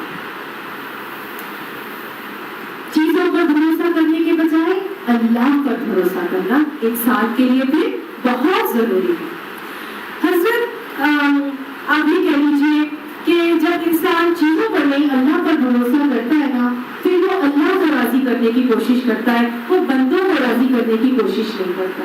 اس کو معلوم ہے کہ میرا رب راضی تو سب راضی، اور رب روٹ گیا تو پھر سب روٹ گیا۔ حضرت معاویہ نے حضرت عائشہ کو خط لکھا اور حضرت عائشہ کو خط لکھ کے کہا کہ مجھے کوئی نصیحت کیجیے۔ حضرت معاویہ نے جو خط لکھا تو حضرت عائشہ نے جواب کیا انہیں دیا؟ حضرت عائشہ نے بڑا ہی خوبصورت جواب دیا۔ آپ نے فرمایا، آپ نے لکھ کے دیا، آپ نے حضرت معاویہ کو جو خط لکھا اس میں کہا کہ اگر تم اللہ کو راضی کرو گے تو بندے تم سے ناراض ہوں گے، اور وہ بندے جو تم سے ناراض ہوں گے اللہ خود بخود ان کے دلوں میں تمہارے لیے محبت ڈال دے گا۔ اور قرآن پاک میں سورہ مریم کی یہ آیت آتی ہے، ان الذین آمنوا وعملوا الصالحات سیجعل لهم الرحمن ودا۔ وہ لوگ جو نیک اعمال کرتے ہیں ایمان لانے کے بعد عنقریب اللہ سبحانہ تعالیٰ لوگوں کے دلوں میں ان کے لیے محبت ڈال دیتا۔ اور آگے انہوں نے کہا کہ اگر اللہ کو ناراض کر کے لوگوں کو خوش کرو گے تو اللہ سبحانہ تعالیٰ ان لوگوں کو بھی تم سے ناراض کر دے گا جو ابھی تم سے خوش ہیں۔ تو لہٰذا کس کو خوش کرنے کی کوشش کرنی ہے؟ صرف اللہ کو خوش کرنے کی کوشش کرنی ہے۔ اللہ خود ہی بندوں کے دلوں میں ہمارے لیے محبت ڈال دے گا۔ اب ایمان اصل میں کیا ہے؟ لوگوں کو اللہ تعالیٰ نے میرے اور آپ کے لیے بنایا، مسبب الاسباب ہے، اسباب بھی بنائے، وسیلے بھی بنائے، سارے کام کرنے کے لیے اس نے مجھے اور آپ کو بہت چیزیں دکھائی دی دنیا میں۔ لیکن ایمان اصل میں پھر کیا ہے؟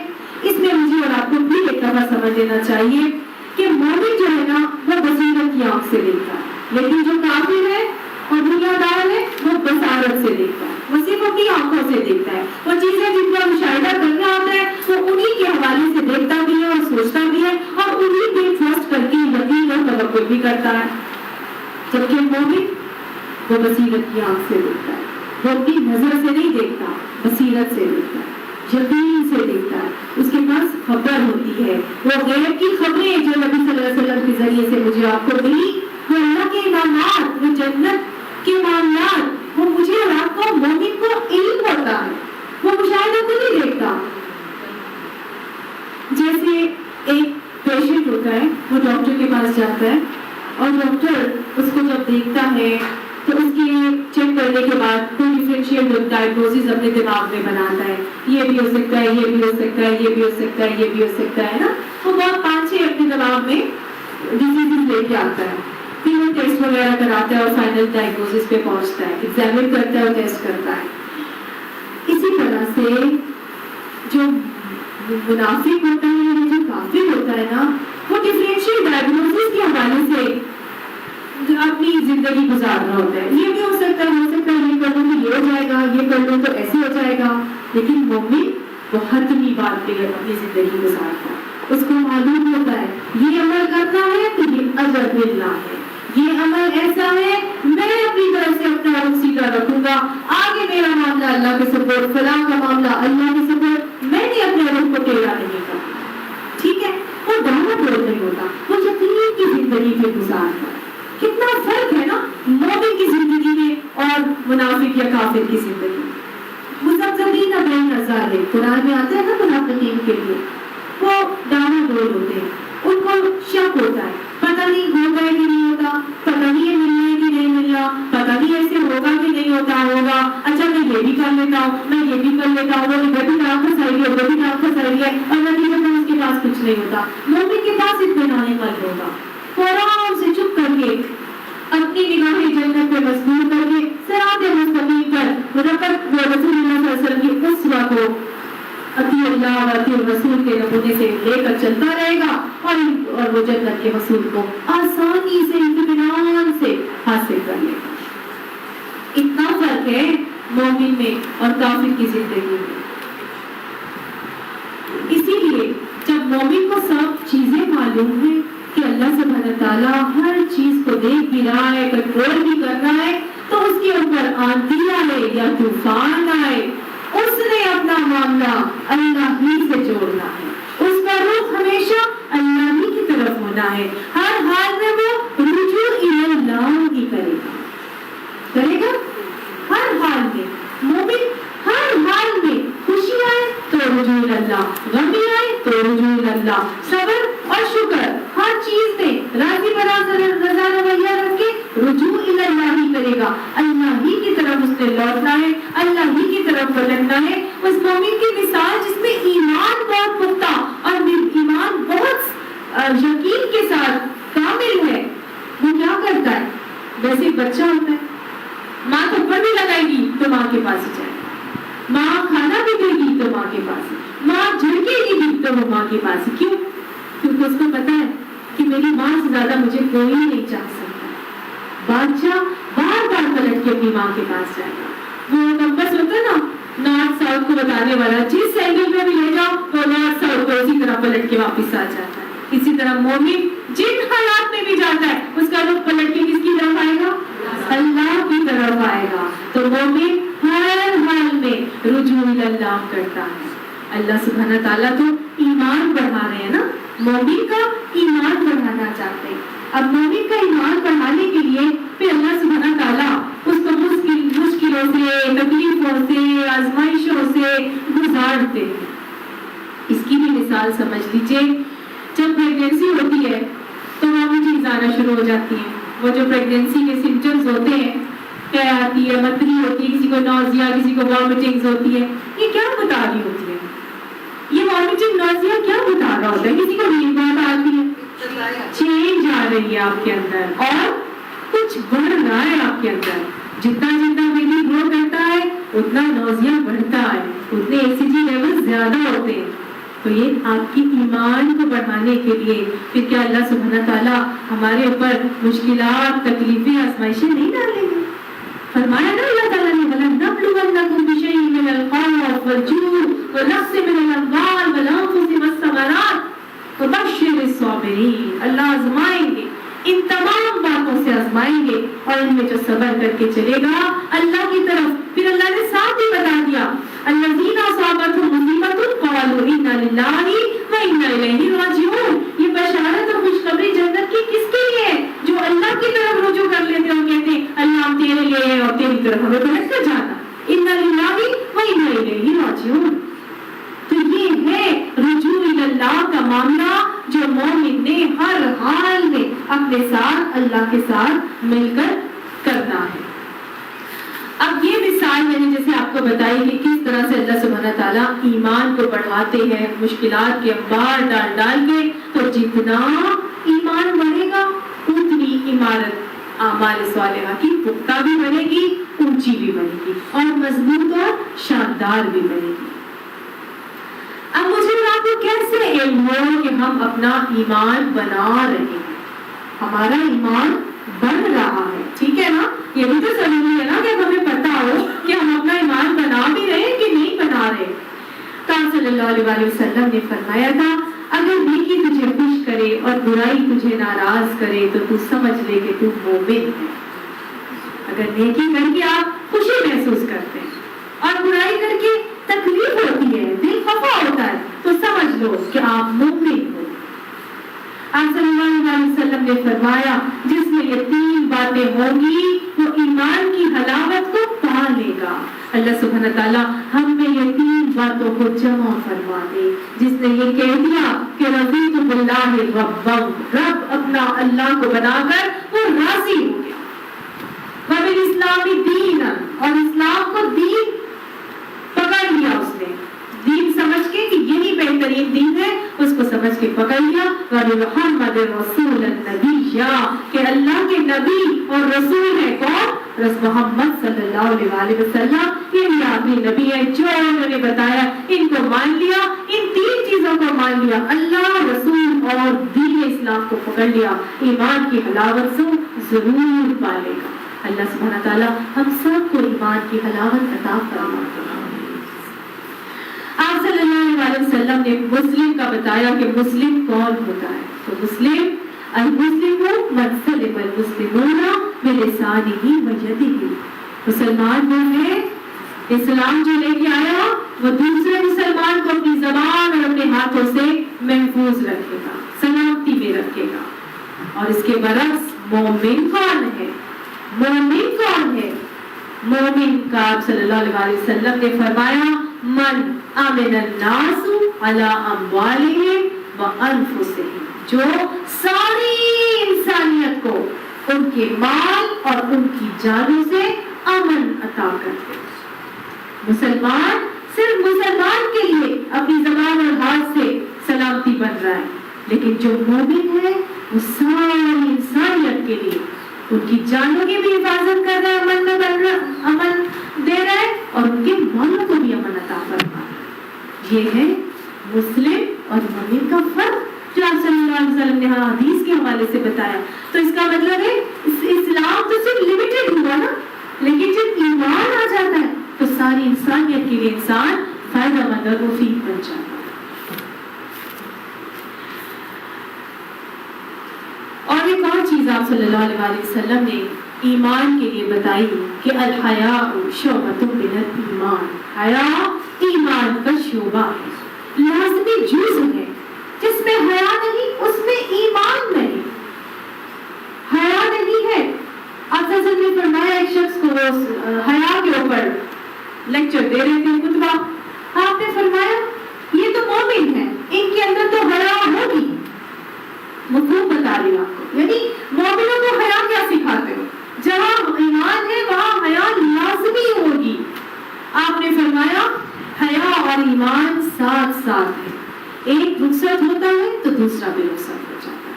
تو ایسا نہیں ہو سکتا کہ ہم کہیں کہ ہمارے اندر تو بہت ایمان ہے اور ہم جو ہے وہ بے پردگی سے اور ہر ایک کے آگے جو ہے وہ گھومتے پھر رہے ہیں.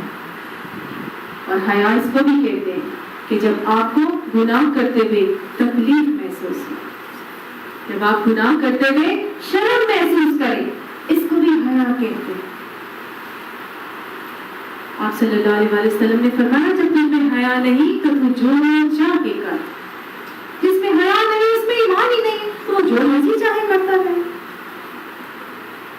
آپ صلی اللہ علیہ وسلم نے قرآن حدیث میں فرمایا کہ جس میں یہ تین صفات جمع ہیں اس میں ایمان جمع ہو گیا.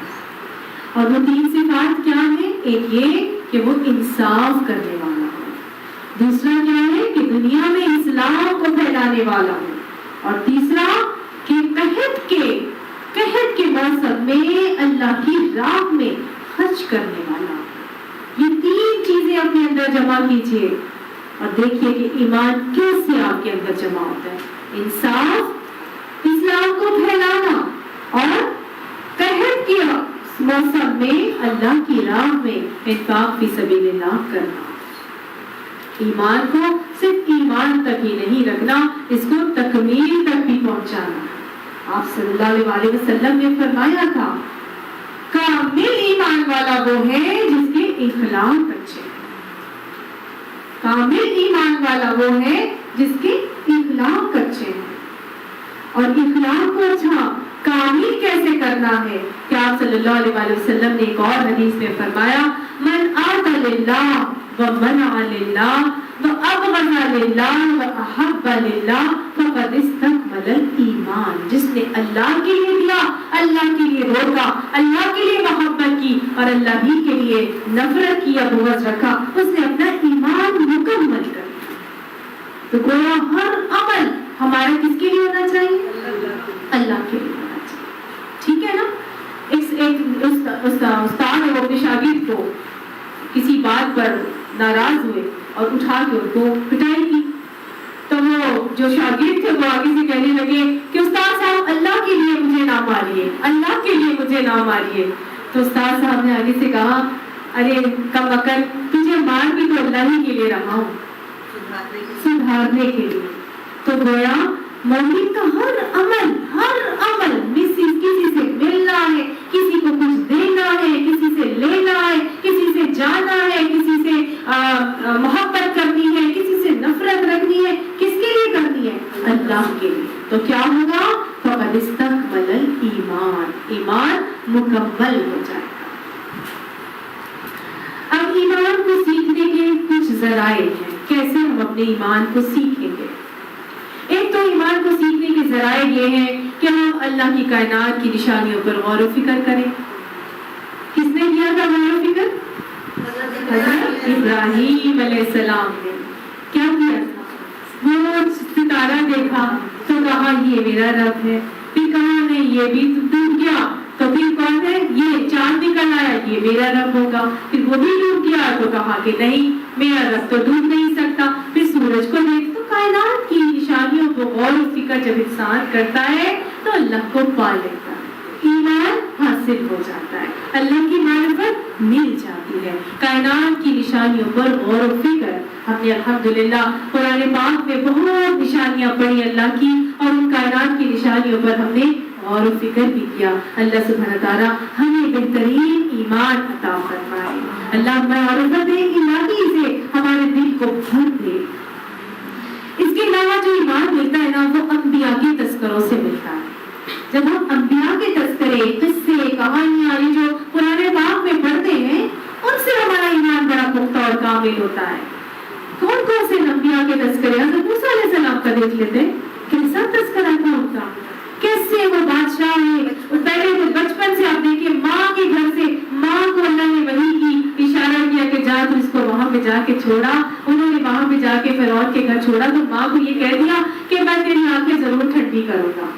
اللہ کے وعدوں پر توکل کیا تو کیا اللہ نے چھوڑ دیا؟ فوق پلٹا کے وہی ماں کی گود میں ہی لا کے بسایا نا. حضرت موسیٰ علیہ السلام کی والدہ انہی کی چھاتی سے انہوں نے دودھ پیا, باقی ہر ایک کی چھاتی اس پر اوپر حرام ہو گئی تھی. وہ بیٹی سب دیکھتی جا رہی تھی. واقعہ یاد ہے نا آپ سب کو حضرت موسیٰ علیہ السلام کا. اور پھر اس کے بعد کیسے وہاں پہ بڑے بڑے فرعون کے گھر میں, اور پھر اس کے بعد جو ہے وہ وہاں سے قتل ہو جاتا ہے اور بھاگ جاتے ہیں. وہ جا کے کہاں رہتے ہیں؟ شعیب علیہ السلام کے پاس مدین. وہاں کتنے سال گزارتے ہیں؟ 10 سال. کہنے کو تو ساری بادشاہ ہاتھ سے نکل گئی تھی. ایک غلام کی طرح مدین میں شعیب علیہ السلام کے گھر رہ رہے تھے, بکریاں چراتے تھے وہاں پر, ان کو پانی پلاتے تھے. لیکن اللہ کے کام ہے, انہوں نے اللہ کے وعدوں پر توکل کیا اور اللہ سبحانہ تعالیٰ پلٹا کے وہیں پر لے کے آیا. مصر کی فرما روائی پہ ملی کیسے کیسے معاملات ہوئے. پھر نبی صلی اللہ علیہ وسلم کے ساتھ اللہ سبحانہ تعالیٰ کے نبی کو جب وہاں سے نکالا گیا تو آپ صلی اللہ علیہ وسلم غلاف کعبہ کو پکڑ کے رو رہے تھے اور فرما رہے تھے کہ اگر یہ مجھے یہاں سے نہ نکالتے تو میں کبھی نہ جاتا تجھے چھوڑ کر. اے مکہ تو مجھے تیرے جان سے زیادہ عزیز ہے. اللہ تعالیٰ نے اپنے حبیب کے آنسوؤں کو دیکھا تو یہ آیت نازل کر دی کہ ہم آپ غم نہ کیجیے, ہم آپ کو دوبارہ پلٹا کے یہاں پر واپس لے کر آئیں گے. اور فتح مکہ نے اس سے زیادہ شان و شوکت کے ساتھ سردار بن کے پوری مملکت اسلامیہ کے سردار بن کے واپس پلٹ کر آتے. اللہ کے وعدوں پر توکل کیا تو مومن اللہ کے وعدوں پر توکل بھی کرتا. اس کے بعد یہ سیکھنے کے ذرائع ہیں نا ان کی ساری واقعات سے, انبیاء کرام کے قصوں سے, اور پھر حضرت موسیٰ حضرت خضر علیہ السلام کا قصہ بھی ہمیں معلوم ہے کیسے اس کو وہ جاتے ہیں اور سارا کا سارا وہ بچے کو وہ کشتی کو دار کر دیتے ہیں کہ یہاں کا مالک جو ہے وہ بہت ظالم ہے اور وہ کشتی ہتھیار لے گا کرنے کو وہ اس کا نقصان کرتے ہیں, لیکن اصل میں وہ اس کا نقصان نہیں ہوتا, وہ اس کا فائدہ ہوتا ہے. اس کو فیل کرتے ہیں کہ وہ دیوار گر گئی تھی وہ بنا دی, کوئی اجرت نہیں لی. پوچھا کیوں نہیں اجرت لیا آپ نے؟ تو فرمایا کہ میں یہ دیوار جو ہے یہ تو اللہ کے حکم سے بنائی ہے, کیونکہ یہ دیوار کے نیچے یہ 2 یتیم بچوں کو خزانہ مدفون ہے. میرے رب نے چاہا کہ جب یہ بڑے ہو جائیں تو اللہ سبحانہ تعالیٰ یہ اپنے خزانے کو نکال لے. تو اصول ملتے ہیں ان واقعات سے. اللہ سبحانہ تعالیٰ بتاتا ہے, اس میں بتایا کہ کانا ابوہما صالحا, ان کا والد نیک آدمی تھا.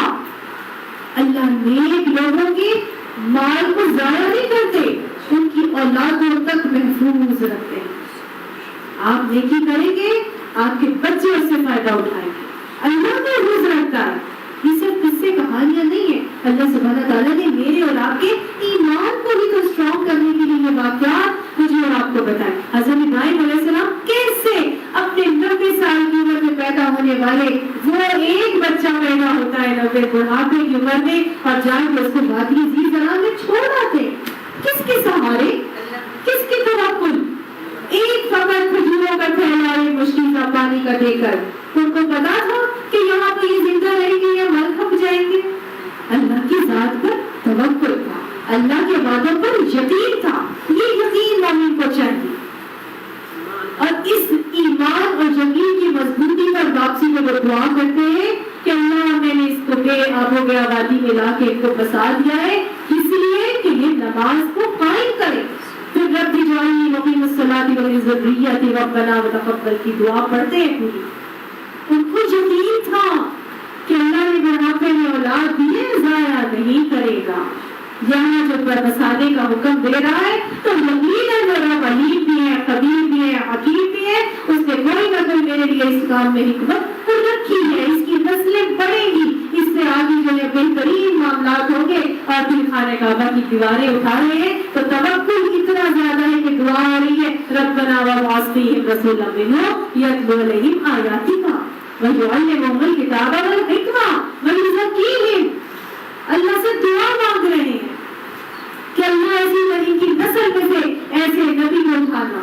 اور کون آتا ہے 2500 سال کے بعد حبیب خدا صلی اللہ علیہ وسلم اسی مکہ کی وادی میں مبعوث کیے جاتے ہیں. توکل ہے اللہ کی ذات پر. یہی ہم نے سیکھنا, یہی ہے ایمان, یہی ہے مومن کا توکل جو پیارے نبی صلی اللہ علیہ وسلم ہمیں سکھاتے تھے. اور یہی توکل ہم نے کس سے حاصل کرنا ہے؟ انبیاء کے قصوں سے بھی حاصل کرنا ہے. اللہ میں بہترین ایمان توکل عطا فرمائے. اور بھی صحابہ کرام کے سیرتوں کے رویوں کو دیکھ کر کہ ان کے ساتھ کیا معاملات تھے, کیوں اللہ کی مدد آتی تھی. بدر میں آئی, خندق میں آئی, حنین میں آئی, ہر موقع پر ان کی مدد آئی. اللہ کی مدد فرشتوں کے ساتھ ان کی آئی. ایسے ان کے واقعات ملتے. حضرت عمر رضی اللہ عنہ کا معاملہ ایسا ایمان کے درجہ کہ آپ صلی اللہ علیہ وسلم فرماتے عمر آپ میں جہاں میں جدھر سے آپ گزرتے ہیں میں دیکھتا ہوں شیطان وہاں سے بھاگ جاتا ہے. وہ شیطان جنوں کے ساتھ کشتی کا مقابلہ کر رہے ہیں حضرت عمر, اور کچھ پہلوان جن کو پچھاڑ دیا انہوں نے. اللہ سبحانہ تعالیٰ ایمان جب اسٹرانگ ہو جاتا ہے تو مقام تسبیح عطا فرما دیتے ہیں. اور یہ مومن کو جب ایمان تسبیح ملتا ہے تو مثال حضرت عمر کی میں آپ کے سامنے دے رہی ہوں کیسے جنوں کو تسبیح کیا ہوا ہے. وہ گزر رہے اور جن بھاگ رہے, وہ کشتی لڑ رہے اور جن کو وہ بچھاڑ. یہی تک نہیں ہوا, اس کے بعد کیا صلی اللہ علیہ وسلم کے دور کے بعد جب خلافت آتی ہے تو حضرت عمر کا ماننا یہ ہے کہ دریائے نیل کا پانی کتابوں میں لکھا ہے, خود حضرت عمر فرماتے کیا ہے کہ دریائے نیل کا پانی بہنا بند ہو گیا. لوگوں نے کہا ایک لڑکی کو جو ہے وہ قتل کر کے ذبح کر کے دریائے نیل میں ڈالیں گے تو یہ پانی بہنے شروع ہو جائے گا. مت کا ہے. حضرت عمر کو پتہ چلا, حضرت عمر پہنچ گئے اور دریائے نیل کو جا کے کہا اے دریا اگر تو اپنی مرضی سے بہتا ہے تو مت بہ, اور اگر تو اللہ کی مرضی سے بہتا ہے تو عمر تجھے حکم دیتے ہیں کہ تم بہنا شروع ہو جا. اور وہ بہنا شروع ہو گیا اور آج تک بہ رہا. صرف ایک مخلوق نہیں, اللہ کی ہر مخلوق انسان کی سے مسخر ہو جاتی ہے. جنات میں مسخر, پانی مسخر ہو گیا, ہوا کیسے مسخر ہوئی. حضرت عمر کے ساتھ مسجد نبوی میں خطبہ دے رہے تھے اور خطبہ دیتے ایک دم فرمایا یا ساریا الخیر. اور یہ ساریا کون تھے؟ لشکر کے بھیجے ہوئے تھے جہاد کے لیے, جہاد کے لیے بھیجے گئے تھے, لشکر کے سربراہ ہیں. اور ان کو وہ کہتے ہیں یہاں انہوں نے بولا یا ساریا الخیر, وہ ہزاروں میل دور آواز جو ہے وہ انہوں نے سنی, ہوا مسخر ہو گئی تھی, حضرت عمر کی آواز پہنچا دی گئی وہاں پر, اور ان کو معلوم ہو گیا کہ اس جگہ پر تو گھوڑے ہیں, میں نے اس جگہ پر جا کے حملہ نہیں کرنا. انہوں نے بعد میں بتایا مجھے تو آپ کی آواز آئی تھی, آپ نے مجھے پکار کے کہا تھا کہ یا ساریا الخیر, یہاں پہ تو گھوڑے. اور اس کے بعد زمین کیسے مسخر ہوتی ہے, مٹی ایسے مسخر ہوتی ہے کہ زلزلہ آ رہے, اپنا قدم پاؤں مارا اس کے اوپر اور کہا اے زمین رک جا, کیا عمر نے تیرے اوپر عدل قائم نہیں کیا. یہ مومن کو ایمان تصدیق مقام تصدیق مل جاتا. جب مومن اللہ کے اوپر ایسا قوی ایمان رکھتا ہے نا تو یہ ہوتا ہی ہوتا ہے. پھر آگ بھی ایسے مسخر ہوئی کہ وہ آگ ایک مرتبہ نکلی اور مدینہ کی طرف بڑھنے لگی. حضرت عمر کو معلوم ہوا, حضرت عمر نے تمیم دارمی کو حکم دیا کہ جاؤ اور جا کے جو ہے نا اس آگ کو واپس پلٹاؤ. حضرت تمیم دارمی کے پاس اپنا ایک یہ تھا پٹکا جو ہوتا ہے, اس دوپٹے پٹکے میں لپیٹ کر آگ کو ہم کا ہانک رہے اور کہہ رہے ہیں آگ واپس چل. وہ آگ جس پہاڑ سے نکلی تھی وہیں پہ چلی گئی. تمیم دارمی کو یہ سارے معاملات صحابہ کرام کے مذاق نہیں ہیں. آپ سے کے صحابہ کرام لشکر پہ جاتے, ایک جگہ پڑاؤ کرتے, وہاں پہ جنگلی جانور بھی تھے, جا کے آواز لگاتے. دوسرے صحابہ کرام کا تذکرہ یہ بھی ہمیں کتابوں میں ملتا ہے, جا کے آواز لگاتے ہیں اور کہتے ہیں کہ جنگلی درندوں چھوڑ جاؤ, یہاں پر آج محمد صلی اللہ علیہ وسلم کے اصحاب نے پڑاؤ کرنا ہے. اور دیکھتے ہی دیکھتے جنگلی جانور درندے سب جو ہے وہ اس جگہ کو چھوڑ کر جانے لگے. وہاں پہ جو لوگ موجود تھے وہ حیران ہو گئے. وہ کہنے لگے کہ چیز آپ کو کس نے سکھائی ہے؟ وہ کہنے لگے ہمیں تو اللہ کے نبی نے سکھائی ہے. وہ کہتے ہم بھی آپ کے اوپر ایمان لے کے آتے, سارے کے سارے وہاں کے لوگ جو ہے ان کے ہاتھوں پر ایمان لے کے آتے. مومن کو ایسا ایمان تسخیر عطا ہو جاتا ہے. یہ تو بڑی بڑی چیزوں کی مثالیں دی آپ کے, کیونکہ ان کے ایمان اتنے تھے. حضرت جندب بن حذیل, کیا میں غلط اگر نام نہیں بتا رہی تو, حذیل بن عاد وہ فرماتے ہیں کہ اللہ کا حکم ماننے میں جب کبھی بھی مجھ سے کوتاہی ہوئی تو میں نے دیکھا کہ میرے ماتحتوں نے میرا حکم ماننے میں میری جو ہے وہ نافرمانی کی. اللہ کے حکم ماننے میں جب بھی مجھ سے کوتاہی ہوئی تو میں نے دیکھا کہ میرے ماتحت میرا حکم نہیں مان رہے, وہ میرے نافرمان ہو گئے. ایک اور ان کا بھی اسی طرح کی بات آتی ہے, وہ کہتے ہیں میرے سے جب بھی اللہ کے حکم میں کوئی نافرمانی ہو گئی تو میں نے دیکھا کہ یا تو میری بیوی سے میری لڑائی ہو گئی یا میرے ماتحت سے میری نافرمانی کر دی, اور کچھ نہیں تو میری سواری بھی میری نافرمان ہو گئی. اور آج ہم کہتے ہیں ہماری اولادیں ہماری فرمانبردار نہیں, مرد کہتے ہیں بیویاں ہماری اطاعت گزار نہیں. کیسے ہو جائیں؟ کیا ہم اللہ کی اطاعت گزار ہیں؟ ہمارے ایمان اتنے ہیں جو ہم یہ ایکسپیکٹ کریں کہ ہمارے ماتحت جو ہماری اولادیں ہیں, جو ہمارے ملازمین ہیں, وہ ہمارے فرمانبردار ہو جائیں. پھر ہم کس بات کا گلہ اور کس بات کا شکوہ کرتے ہیں؟ اصل تو اپنے ایمانوں کو ٹٹولنے کی ضرورت ہے. آپ صلی اللہ علیہ وسلم. اچھا اس کے بعد جو اگلی چیز ہے کہ کیسے ہمیں اور ایمان بہترین سیکھ سکتے ہیں, وہ ہم ایسے سیکھ سکتے ہیں کہ آپ صلی اللہ علیہ وسلم کی فرمائی ہوئی احادیث کو پکڑ لیں, جو ایمان کو بنانے والی احادیث. آپ نے فرمایا, آپ صلی اللہ علیہ وسلم نے قسم کھا کر فرمایا 3 مرتبہ, لا يدخل الجنة حتى تؤمنوا, جنت میں وہ شخص داخل نہیں ہو سکتا جب تک کہ وہ ایمان نہ لے آئے. ولا تؤمنوا, اور تم ایمان والے نہیں ہو سکتے حتى تحابوا, جب تک کہ تم محبت نہیں کرنے لگ جاؤ. گویا ایمان کب پیدا ہوگا؟ جب آپس میں محبت کی جائے گی. آپ نے فرمایا تحابوا وتحادوا, آپس میں محبت کرو اور تحفے تحائف دیا کرو, اس سے محبت بڑھتی ہے. ایک اور جگہ حدیث کے حوالے سے ہمیں پتہ چلتا ہے پڑوسیوں کی بھی عزت کرے اور مہمانوں کا بھی اکرام کرے. حضرت صہیب رومی سے حدیث آتی ہے کہ آپ نے فرمایا کہ مومن کا معاملہ بھی عجیب ہوتا ہے. اگر کوئی خوشی پہنچتی ہے تو وہ شکر کرتا ہے, اور اگر اسے کوئی تکلیف پہنچتی ہے تو وہ صبر کرتا ہے. تو گویا مومن صابر بھی ہوتا ہے, شاکر بھی ہوتا ہے, مہمانوں کا اکرام بھی کرتا ہے, پڑوسیوں کے ساتھ حسن سلوک بھی کرتا ہے, تحفے بھی دیتا ہے اور محبتوں کو بھی بڑھاتا ہے. اس کی مثال بالکل ایک شہر کی مکھی کے مانند ہوتی ہے کہ وہ خوبصورت پر پھولوں پر بیٹھتی ہے اور اس سے پاکیزہ رس حاصل کرتی ہے اور پاکیزہ شہد بناتی ہے. تو مومن اچھے لوگوں کی صحبت میں بیٹھتا ہے اور اپنے اعمال کو بہترین کرتا ہے. حضرت عبداللہ بن عمر اپنے ایمان کو بہترین بنانے کے لیے دعا مانگا کرتے تھے. آپ فرماتے تھے اللہم زدنا ایمانا و یقینا و فقہا. اللہ مجھے ایمان میں زیادتی عطا فرما اور یقین مجھے کامل عطا فرما اور مجھے سمجھ دین میں بہترین فقہ اور سمجھ عطا فرما.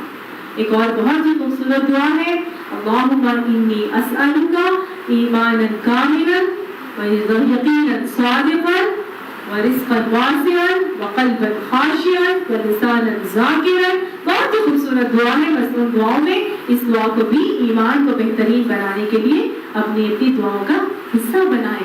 ایمان کو بہترین بنانا میرے آپ کے سب کے اوپر لازم ہے.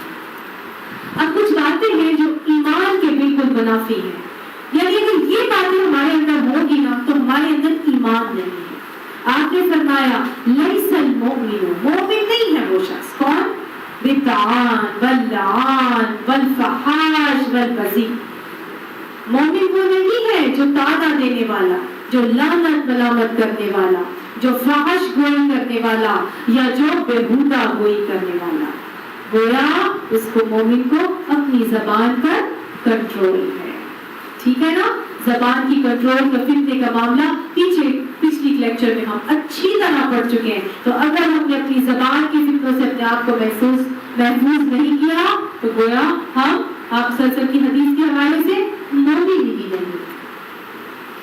پھر آپ نے فرمایا تم میں سے کوئی شخص مومن نہیں ہو سکتا جب تک کہ وہ اپنے بھائی کے لیے بھی وہ پسند نہ کرے جب جو وہ اپنے لیے پسند کرتا. تو جو چیز اپنے لیے پسند کرنی ہے وہی چیز تحفہ دینے کے لیے بھی پسند کرنی. پھر آپ نے ایک جگہ فرمایا کہ وہ شخص مومن نہیں ہو سکتا جب تک کہ میں یعنی رسول اللہ صلی اللہ علیہ وسلم اس کو اپنی جان, مال, عزت, آبرو, اپنے ماں باپ سے بھی زیادہ, دنیا کی ہر چیز سے زیادہ محبوب نہ ہو جاؤں. تو گویا ہر چیز سے زیادہ محبوب کیا ہونا چاہیے اگر ہم کامل ایمان میں ہیں تو آپ صلی اللہ علیہ وآلہ وسلم. اسی لیے اللہ سبحانہ تعالیٰ نے فرمایا نا وَإِن تُطِيعُوا اللَّهَ وَرَسُولَهُ, اور اگر تم اللہ اور اس کے رسول کی اطاعت کر کے چلو گے یعنی اللہ سے رسول سے محبت ہوگی تو ہی اطاعت جو ہے وہ آسان ہوگی.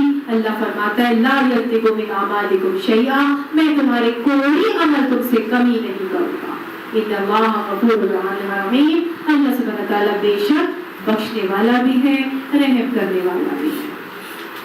تو ہم نے یہ نہیں دیکھنا کہ اعمال کرنے والے کتنے ہیں, ہم نے یہ دیکھنا ہے ہمارے پاس یقین کتنا ہے, کتنے اعمال کر لیے. یہ نہیں دیکھنا. اعمال تو یقین کے بغیر بھی ہو جاتے. آپ ایسے ہی کھڑے ہو جائیں, نماز پڑھنا شروع ہو جائے, ہو جائے گی نماز, ہو جائے گی. سارا ابھی تک 20, 25, 40, 50, 60 سال یقین کے ایمان کے بغیر ہی سارے اعمال کرتے چلے آ رہے ہیں. ہنسے ہیں سب, ہے کہ نہیں؟ کیا ایسا یقین کامل ہمارے اندر ہے؟ سوچنے کی, سمجھنے کی ضرورت ہے اور اپنے ایمان کو بہترین بنانے کی ضرورت ہے. چراغ میں جب تیل اچھا ہوگا تو چراغ خود بہت اچھا چلے گا, روشنی خود کو خود بھولے گی نا. جب بیج اچھا ہوتا ہے نا تو درخت بھی اچھا ہوتا ہے, پھر اس میں سے پھل پودے پھول بھی اچھے ہی نکلتے ہیں. ہم نے اپنے بیج کو اچھا کرنا, آج ہم نے اپنے ایمان کو بہترین بنانا. یہ وہ بیج ہے, ہمارا بیج ہی نہیں اسٹرانگ اور مضبوط ہوگا نا, یقین مانیے ہمارے سالیہ کی کھیتی تیار نہیں ہو سکے. جتنا ایمان بڑھتا جائے گا اتنا ڈر اور خشیت کا معاملہ زیادہ ہونا ضروری. ایک شخص تھا, اس نے اپنے بچے کو اٹھایا, بھتیجا تھا, انہوں نے لشکر میں پڑاؤ کیا, تہجد کے لیے انہوں نے بھتیجے کو اٹھایا اور انہوں نے کہا اٹھو بیٹا نماز پڑھ لو, تہجد کا وقت ہے. اٹھایا, وضو کر کے آیا اور آگے کہنے لگا ہائے ہائے ہائے, بچہ تھا, ہائے ہائے ہائے کتنے بد نصیب ہیں یہ لوگ, اتنے بہترین ٹائم جو اس کا چچا تھا وہ اللہ والا تھا، وہ کہنے لگا تجھ سے اچھے ہیں کم سے کم اٹھ کے تکبر تو نہیں کرنا۔ تو جتنا ایمان زیادہ ہوتا ہے نا اتنا ہی تکبر آنے کا خدشہ ہوتا ہے اور اتنا ہی منافقت میں پڑنے کا اندیشہ ہوتا ہے۔ وہ صحابہ کرام کا رویہ یہ ہوتا تھا، وہ فرماتے ہیں گناہ وقت حنزلہ تو منافق ہو گیا۔ کیوں بھائی؟ اس لیے کہ جو کیفیت رسول اللہ صلی اللہ علیہ وسلم کی محفل میں ہوتی ہے وہاں پہ سے گھر آتا ہو تو بیوی بچوں کے درمیان الگ ہوتی ہے، یہ ہوتا ہے۔ لیکن ہمیں ہر وقت اپنے آپ کو جھڑکتے رہنا چاہیے اور اپنے آپ کو دیکھتے رہنا چاہیے کہ کبھی ہم کسی نفاق میں تو نہیں پڑتے چلے جا رہے۔ حضرت عمر رویا کرتے تھے، ایک مرتبہ انہوں نے پانی مانگا اور پانی کے بجائے ان کو شہد والا شیریں پانی دے دیا، شربت پلا دیا، دے دیا۔ وہ رونے لگے اور وہ کہنے لگے ہائے کوئی میری نیکیوں کا بدل اللہ مجھے دنیا میں تو نہیں دے رہا اس شربت کے دینے میں۔ اور ہم کہہ رہے ہوتے ہیں ہاں میں تو اتنی نیک ہوں، اللہ نے مجھے دیا ہے تو میری نیکی کی بدل ہے۔ ہم یہ کہہ رہے ہوتے سارے اعمال شیطان وہی ہمارے مدد کروا رہے۔ آج ہمارا یہ حال، آج اللہ کو بھیجتے کہ ایمان لانے کے لیے ہم میں سے کوئی اس طرح تیار نہیں۔ ایک اور واقعہ سناتی ہوں آپ کو، ٹائم تو تھوڑا ہی رہ گیا۔ یہ ہے عمر بن عبد العزیز کا واقعہ، خلیفہ ہارون الرشید کا واقعہ۔ خلیفہ ہارون الرشید بڑے مشہور خلیفہ گزرے۔ وہ ایک مرتبہ ساحلی سمندر پر اپنی بیوی کے ساتھ واک کر رہے تھے، چہل قدمی۔ وہاں پہ بہلول بیٹھا تھا، ریت کا محل بنا رہا تھا، گھر بنا رہا تھا۔ بہلول کے پاس آئے تو پوچھا، ابھی بیوی ان کے ساتھ نہیں تھی، پیچھے رہ گئی تھی، آگے پوچھا بہلول یہ کیا کر رہے ہو؟ کہنے لگا بہلول بڑا سمجھدار دانا انسان تھا، ویسے کملا سا تھا، تو اس کو اس نے کہا کہ میں جنت کا محل بنا رہا ہوں۔ اچھا کتنے کا ہے یہ محل؟ 1 دینار کا۔ جو 1 دینار کا یہ محل لے گا میں اس سے اللہ سے دعا کروں گا کہ اس کو جنت میں محل دے۔ وہ کہنے لگا زیادہ ہی پی لیے، یعنی کہ زیادہ ہی، ہارون رشید نے کہا زیادہ ہی کملا گیا، ایسے ہی بول رہا ہے۔ تو ان کی ریلیوں کی بیوی آ گئی زبیدہ بیگم، وہ کہنے لگی کہ یہ کیا بتا رہے ہو روز سلام دعا کے بعد؟ انہوں نے کہا کہ یہی بات بتائی کہ جو لے گا میں اللہ سے دعا کروں گا کہ اللہ اسے جنت میں محل دے۔ تو انہوں نے فوراً اپنے پرس میں سے 1 دینار نکالا اور اس کو دے دیا اور کہا میں یہ دعا کرنا کہ اللہ مجھے جنت میں محل دے دے۔ آگے چلے گئے، رات ہو گئی، رات ہوئی، خواب میں ہارون الرشید کو کیا آیا کہ ایک محل ہے جنت میں بہت خوبصورت۔ وہاں جانے لگتے ہیں تو وہاں پہ فرشتہ کھڑا ہوتا ہے، وہ کہتے ہیں کہ کس کا محل ہے؟ جی آپ کی بیگم زبیدہ بیگم کا ہے۔ اچھا کہتے ہیں تو پھر میں جا سکتا ہوں اس کے اندر؟ اندر جانے لگتے ہیں تو روک دیتے ہیں کہ نہیں آپ اس کے اندر نہیں جا سکتے، یہ دنیا کا محل تھوڑی ہے، یہ تو جنت کا محل ہے، جس کے نام کا ہے وہی اندر جائے گا۔ بڑا حیران ہوتے ہیں۔ اچھا اگلے دن صبح اٹھتے ہیں تو نیت کر لیتے ہیں کہ میں نا اب بہلول سے دینار میں خرید لوں گا محل۔ بہلول کے پاس جاتے ہیں، وہ بھی بنا رہا ہوتا ہے، پوچھتے ہیں یا کیا بنا رہے ہو؟ کہتا ہے کہ محل بنا رہا ہوں۔ کتنے کا محل ہے؟ آج میں تم سے محل خریدنا چاہتا ہوں، یہ 1 دینار مجھے محل دے دو۔ وہ کہے گا نہیں آج اس کی 1 دینار قیمت نہیں ہے۔ کتنی ہے بھی قیمت؟ ساری دنیا کی بادشاہی، وہ مجھے دو گے تو یہ ملے گا۔ تو وہ کہنے لگا کہ یہ کیا بات ہی کرتے، تم نے 1 دینار میں دیا تھا محل اور میں نے دیکھ لیا کام میں۔ وہ کہتے ہیں ہاں وہ تم نے وہ زبیدہ بیگم نے بن دیکھے مجھ سے خریدا تھا، تم تو دیکھے کا سودا کرنے آئے تھے۔ تو اصل قیمت پھر کس چیز کی ہے؟ بن دیکھے کی۔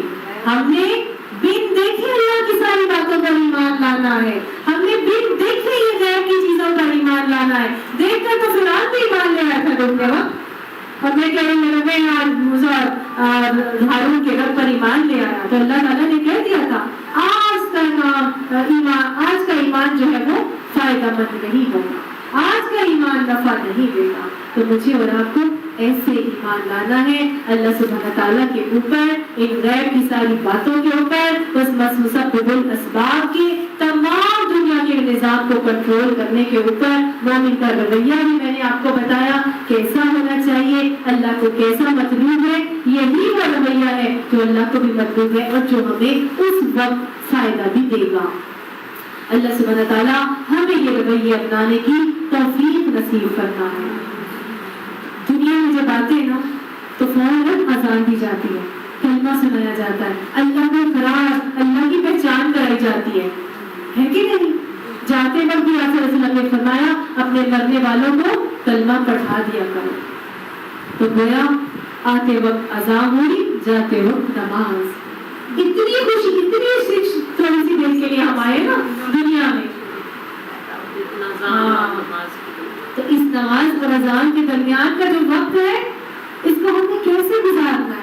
اپنے ایمان کو سیکھ کر اس کو بڑھا کر گزارنا۔ اس ایمان کو سیکھنا بھی ہے، اس کو بڑھانے کا معاملہ بھی کرنا ہے، اور اس بڑھانے کے ساتھ ساتھ اپنے اعمال میں حسن کو بھی پیدا کرنا ہے۔ ایمان بنانے کی یہ جگہ ہے، دنیا میں ہم اسی لیے آئے ہیں۔ اللہ سبحانہ تعالیٰ ہمارے اس ایمان کو اگر بنا دے تو انشاءاللہ فلاح کے سودے ہم خود ہی اللہ سے کر لیں گے۔ اللہ نے آگے فرمایا قرآن پاک میں، کیا طریقہ بتایا؟ انما المؤمنون، مومن تو وہ ہیں کہ الذین آمنوا باللہ ورسولہ، کہ جب وہ اللہ اور اس کے رسول پر ایمان لے آتے ہیں، ثم لم یرتابوا، پھر وہ شک میں نہیں پڑتے۔ سمجھ میں آ گئی کیسا ایمان بنانا ہے؟ شک میں نہیں پڑنا۔ اور پھر کیا کرنا ہے؟ وجاہدوا باموالہم وانفسہم فی سبیل اللہ، اللہ کی راہ میں اپنے مالوں سے، اپنی جانوں سے جہاد کرنا۔ یہ طریقہ ایمان بنانے کا اللہ سبحانہ تعالیٰ مجھے اور آپ کو یہاں قرآن پاک میں فرما رہا ہے۔ ایک اور جگہ قرآن پاک میں بتایا نا، یا ایھا الذین آمنوا آمنوا باللہ ورسولہ، اے لوگوں جو ایمان لائے ہو اللہ اس کے رسول پر ایمان لے کر آؤ۔ تو کیسے ایمان آئے گا؟ پھر جہاد کریں، اپنی جانوں سے بھی، اپنے مالوں سے بھی۔ یہ جو جانیں مجھے اور آپ کو اللہ تعالیٰ نے دی ہے، ان کو اللہ کی رضا میں اس کی مرضی کے مطابق جنت کے وصول کے لیے استعمال کرنا ہے۔ یہ جو مال اللہ نے، یہ نعمتیں اللہ نے مجھے اور آپ کو اس دنیا میں دی ہے، اس کو اللہ کی رضا کو حاصل کرنے کے لیے اس کی راہ میں اور جنت کے وصول کے لیے استعمال کرنا ہے۔ اور شریعت یہ ہرگز نہیں کہتی کہ کام کرنے کے لیے اسباب مت اختیار کرو، اسباب اختیار کرنے ہیں۔ کام کرنے کے لیے جو وسیلے اللہ نے اسباب دنیا میں بنائے ہیں وہ اختیار کرنے ہیں، اس کے بغیر کام نہیں ہوگا۔ نبی صلی اللہ علیہ وسلم نے ایک شخص نے پوچھا تھا، اونٹ کو باندھ کر اللہ پہ توکل کرو یا اونٹ کو چھوڑ کر؟ آپ نے فرمایا تھا اونٹ کو باندھو پھر اللہ پہ توکل کرو۔ اسباب اختیار کرنے ہی کرنے ہیں، لیکن نتیجہ اللہ پر چھوڑنا۔ کوئی رکاوٹ آ جاتی ہے تو سمجھ لینا ہے کہ یہ رکاوٹ میرے لیے اللہ کی طرف سے ہے، یہ رستہ میرا نہیں، دوسرا رستہ میرا ہے، اور دوسرے رستے پر ہو جانا۔ سمجھ آ رہی ہے؟ مشکل تو باتیں نہیں کر رہی، آسان ہے کہ مشکل ہے؟ تو یہ کچھ باتیں ہیں زندگی گزارنے کے طریقے اور رویے کے حوالے سے جو مجھے اور آپ کو کرنی ہے۔ جاہدوا کا معاملہ آپ صلی اللہ علیہ وسلم نے حدیث کے حوالے سے بتایا۔ مجاہد کون ہے؟ من جاہد نفسہ بطاعت اللہ، جو اللہ کی اطاعت کے معاملے میں اپنے نفس سے مجاہدہ کرتا ہے، اپنے مالوں سے بھی مجاہدہ، اپنی جانوں سے، اپنے نفس سے مجاہدہ، یہ مجاہد ہے۔ اور اسی جہاد کا مجھے اور آپ کو حکم دیا جا رہا ہے۔ اب فرمایا اولئک هم الصادقون، یہی تو لوگ ہیں جو سچے ہیں، جو بولتے ہیں مجھ سے کہ ہم ایمان لائے اور اپنے عمل سے ثابت کر کے دکھاتے ہیں، سچ کر کے دکھاتے ہیں کہ ہم اللہ کو مان کر اللہ کی مان رہے ہیں، ہم اسلام لا کر مومن بن رہے ہیں۔ پہلے ہم مسلم بنے تھے، اب ہم مومن بن رہے ہیں۔ اللہ میں بہترین ایمان والا مسلم بنا دے۔ کوئی ان سے کہہ دیجئے اتعلمون اللہ بدینکم، کیا تم سکھا رہے ہو اللہ کو دین تمہارا؟ یعنی کہ تم اللہ کو اپنے دین کے بارے میں علم دے رہے ہو، تم اللہ کو بتا رہے ہو کہ ہم دین قبول کر لیا ہے۔ واللہ یعلم ما فی السماوات و ما فی الارض، اللہ زیادہ جانتا ہے جو آسمانوں میں بھی ہے اور جو زمین میں بھی ہے۔ واللہ بکل شیء علیم، اور اللہ تو ہر چیز کا علم رکھنے والا ہے۔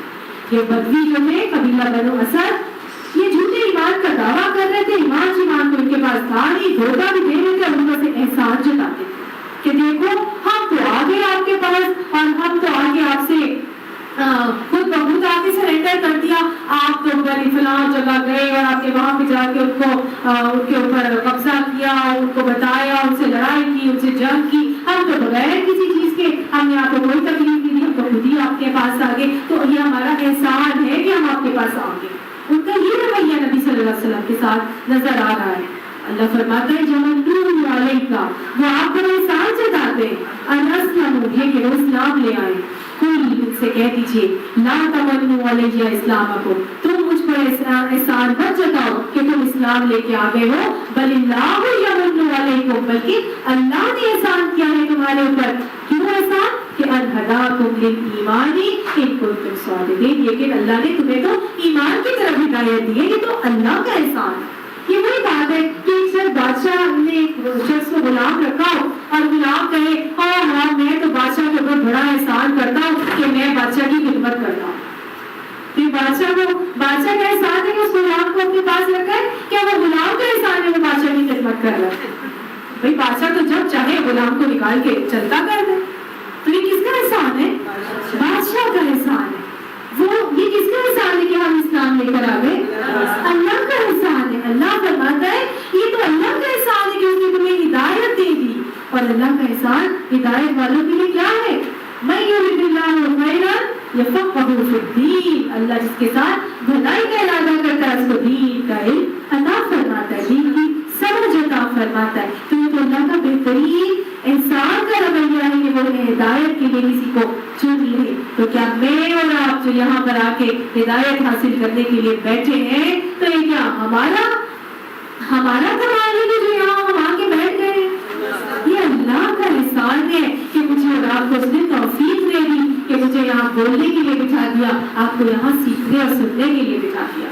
अल्लाह हमारा बोलना भी पसंद फरमाए, कबूल फरमाए, हमारा आना भी पढ़ना पे कबूल फरमाए, हमारा पढ़ना पढ़ाना सुनना सुनाना भी कबूल फरमाए, और अल्लाह सुब्हानहू व तआला हमें इस बात की अमल की तौफीक अता फरमाए कि हम अपने ईमानों को बेहतरीन बना के अल्लाह सुब्हानहू व तआला के हुजूर जब आखिरत में मुलाकात हो तो अल्लाह सुब्हानहू व तआला का दीदार भी हमें नसीब हो, और अल्लाह हमसे राजी हो और हम अपने अंजाम से खुश हों। हमारा अल्लाह ऐसा मामला कर दे कि वो जब हम नूर के मेंबरों पर बिठाए जाए कि अल्लाह के नबी भी हम पर फख्र करें कि ये वो लोग थे जो सिर्फ अल्लाह के लिए मिलते थे, अल्लाह के लिए जुदा होते थे, इनका कोई और आपस में दुनियावी मकसद नहीं था, कोई इन्होंने बेटे बेटियों के रिश्ते नहीं करने थे, कोई इन्होंने किसी से दुनियावी ऐश और आराम हासिल नहीं करना था, ये सिर्फ अल्लाह के लिए आते थे, अल्लाह के लिए जुदा होते थे। वमन आदा लिल्लाह वमन मना लिल्लाह वअबग़दा लिल्लाह वअहब्बा लिल्लाह फ़क़द इस्तकमल ईमान। अल्लाह हमारी इसी हदीस के मिसाल हमारे ईमान को कामिल बनाते हैं। इन्नल्लाह यअलमु गैब अस्समावाति वल अर्द, बेशक अल्लाह तो वो जानता है तमाम आसमानों और जमीन के गैब, वल्लाहु बसीरुम बिमा तामलून, और अल्लाह ताला देख रहा है जो अमल तुम कर रहे हो। अल्लाह हमारे अच्छे अमाल भी देख रहा है, बुरे अमाल भी देख रहा है। हम नेक अमाल करते हैं तो वो नेक अमाल के लिए रास्ते आसान करता है, खोलता चला जाता है, बुरे अमाल करते हैं तो वो बुरे अमाल के लिए हमारे लिए रास्ते खोलता और आसान करता है। इन्नल हसनाती युज़हिबुन अस्सय्यात, नेकियां बुराइयों को ले जाती हैं, लिहाजा नेकियों में दौड़ लगाना है, फस्तबिकुल खैरात करना है। जो इखलास को बेहतरीन बनाने के तरीके मैंने आपने अहकामात यहाँ पर पढ़ लिए हैं, अल्लाह सुब्हानहू व तआला हमें सबको उन अहकामात पर बेहतरीन तरीके से अमल की तौफीक नसीब फरमाए। अल्लाह सुब्हानहू व तआला आला इखलाक में हमें शामिल फरमा दे। और आला इखलाक की एक आखिरी आपको मैं वाक़या सुना दूं। आला इखलाक के लिए नबी सल्लल्लाहु अलैहि वसल्लम ने तरीका बताया वो ये कि जो मुझसे कटे उससे जुड़ो, जो तुझ पर ज़्यादती करे उसको माफ कर, जो तुझे ना दे महरूम करे उसको दे। ठीक है, ये आला इखलाक की बेहतरीन अलामत और पहचान आपको बताऊं। लेकिन एक वाक़या आखिर में आपको सुनाती हुए अपनी बात को खत्म करती हूँ।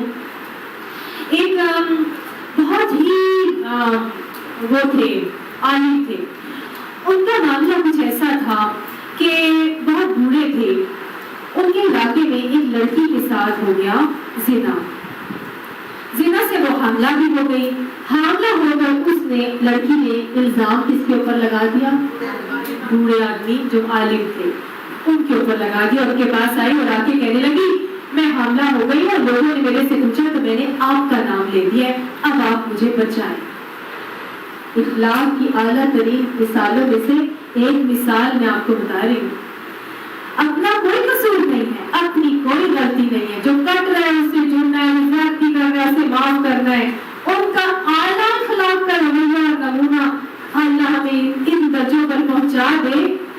उन्होंने कहा कि ठीक है तुम आराम से रहो, मेरे घर में जाकर रहो, तुम एक जगह पे रहो।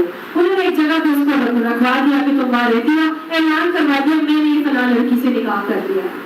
सारी दुनिया आपका ख्याल है खुश हुई होगी, उस बूढ़े को कितनी बातें की होगी कि जवान लड़की मिली थी तुम्हें बुढ़ापे में ये वो, आप सबको मालूम। वो पूरा का पूरा टाइम गुजरा, बच्चा पैदा हो गया, जैसे ही बच्चा पैदा हुआ ऐलान कर दिया मैंने उसको तलाक दे दी। जाहिर है उनका बच्चा नहीं था, उस लड़की की इज्जत महफूज कर दी, अपने ऊपर आंच ले ली, हर तकलीफ अपने ऊपर ले ली और कह दिया मैंने इसको अब तलाक दे दी है। हर बात भी सुन ली, हर ताने भी सुन लिए, सह लिए, लेकिन उस लड़की का ऐब लोगों के सामने जाहिर नहीं किया, उसकी इज्जत को भी महफूज किया। अल्लाह से जब लड़की जो है वो तलाक दे दी, अब बच्चा पैदा हो गया था, उसका 2 दिरहम या 2 दिनार वजीफा भी मुकर्रर कर दिया। वजीफा मुकर्रर हो गया, 2 साल के बाद वो बच्चा मर गया। वो बच्चा मर गया तो वो लड़की आई और आके उनको कहा कि ये 24 दिनार है या दिरहम है, ये आपकी अमानत है जो कि मेरे पास है, ये आप ले लीजिए। वो कहते कि हाँ ठीक है चलो सही है तो मुझे दे दो। आगे से उनको कहा ये अपने पास रख लो, मैं हदिया देके वापस नहीं लेता। इज्जत भी महफूज की, उसके बच्चे को भी वो संभाला, उसकी कफालत भी की। जब वो मर गया तो उसका जो पैसे थे वो उसी लड़की को हदिया कर दिया। अल्लाह सुब्हाना ताला हमें ऐसे बेहतरीन इखलाकों से आरास्ता फरमाए। ये इंसानों की मिसालें, लोग नबियों की मिसालें कहते, हम तो आपको इंसानों की मिसालें दे। जब वो ऐसे हो सकते हैं तो क्या मैं और आप ऐसे नहीं हो सकते? आज माफ करने का रवैया सीखें, इंसान का रवैया सीखें, ये सीखने से आते हैं। पास मिलकर एक दूसरे के साथ बैठकर एक दूसरे को अच्छी अच्छी बातें बताने से और करने से आते हैं। अल्लाह हमें बेहतरीन इखलाक वालों में शामिल फरमाए।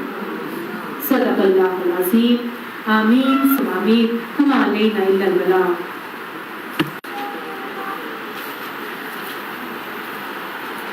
अल्हम्दुलिल्लाहि व कफ़ा व सलामुन अला इबादिहिल्लज़ीना इस्तफ़ा। अम्मा बाद फ़अऊज़ु बिल्लाहि मिनश शैतानिर रजीम। बिस्मिल्लाहिर रहमानिर रहीम। रब्बि इश्रह ली सदरी व यस्सिर ली अमरी वहलुल उक़दतम मिन लिसानी यफ़क़हू क़ौली वजअल ली वज़ीरन मिन अहली। अल्लाहुम्मा अलहिमना रुश्दना व अईज़ना मिन शुरूरि अनफुसिना। अल्लाहुम्मा अरिनल हक़्क़ हक़्क़न वरज़ुक़ना इत्तिबाअह व अरिनल बातिला बातिलन वरज़ुक़ना इज्तिनाबा। आमीन सुम्मा आमीन। सूरह हुजरात आयत नंबर 12 तक हमने पिछली क्लास में किया था। आज आयत नंबर 13 से हम शुरू करेंगे। छोटी सी सूरह इखलाक, सूरह हुजरात जो है इंतहाई छोटी 18 आयत पर मुश्तमिल ये सूरत, लेकिन इखलाक से भरी हुई सूरत है। और अल्लाह सुब्हानहू तआला यहाँ मोमिन के इखलाक संवारने के लिए अहकामात देते हुए हमें नजर आते हैं। बेशुमार अहकामात अब तक जो अल्लाह ताला ने हमें बताए वो हमने यहाँ पर पढ़ लिए। बहुत से डूज, बहुत से डोंट्स, सब चीजें हम पढ़ते चले आए हैं। आगे अल्लाह सुब्हानहू ताला इन सारी बातों की वजूहात हमें बताएंगे कि ये क्या वजह होती है कि इंसान किसी के साथ बदजुबानी, बदअखलाकी का मामला करता है, या किसी को नीचा समझता है, या अपने आप को बढ़तर समझता है, अपने आप को सुपीरियर, किसी को इंफीरियर समझता है। पीछे हमने सारी चीजें पढ़ी थी ना, क्या रीजन होती है बदअखलाकी की, क्यों इंसान ऐसे सारे मामलात करता है, क्यों ग़ीबत करता है, क्यों इंसान जो है वो तजस्सुस में रहता है, क्यों इंसान जो है ऐब लगाता है, क्यों मजाक उड़ाता है किसी का। ये सारी रीजन हमने पिछली क्लास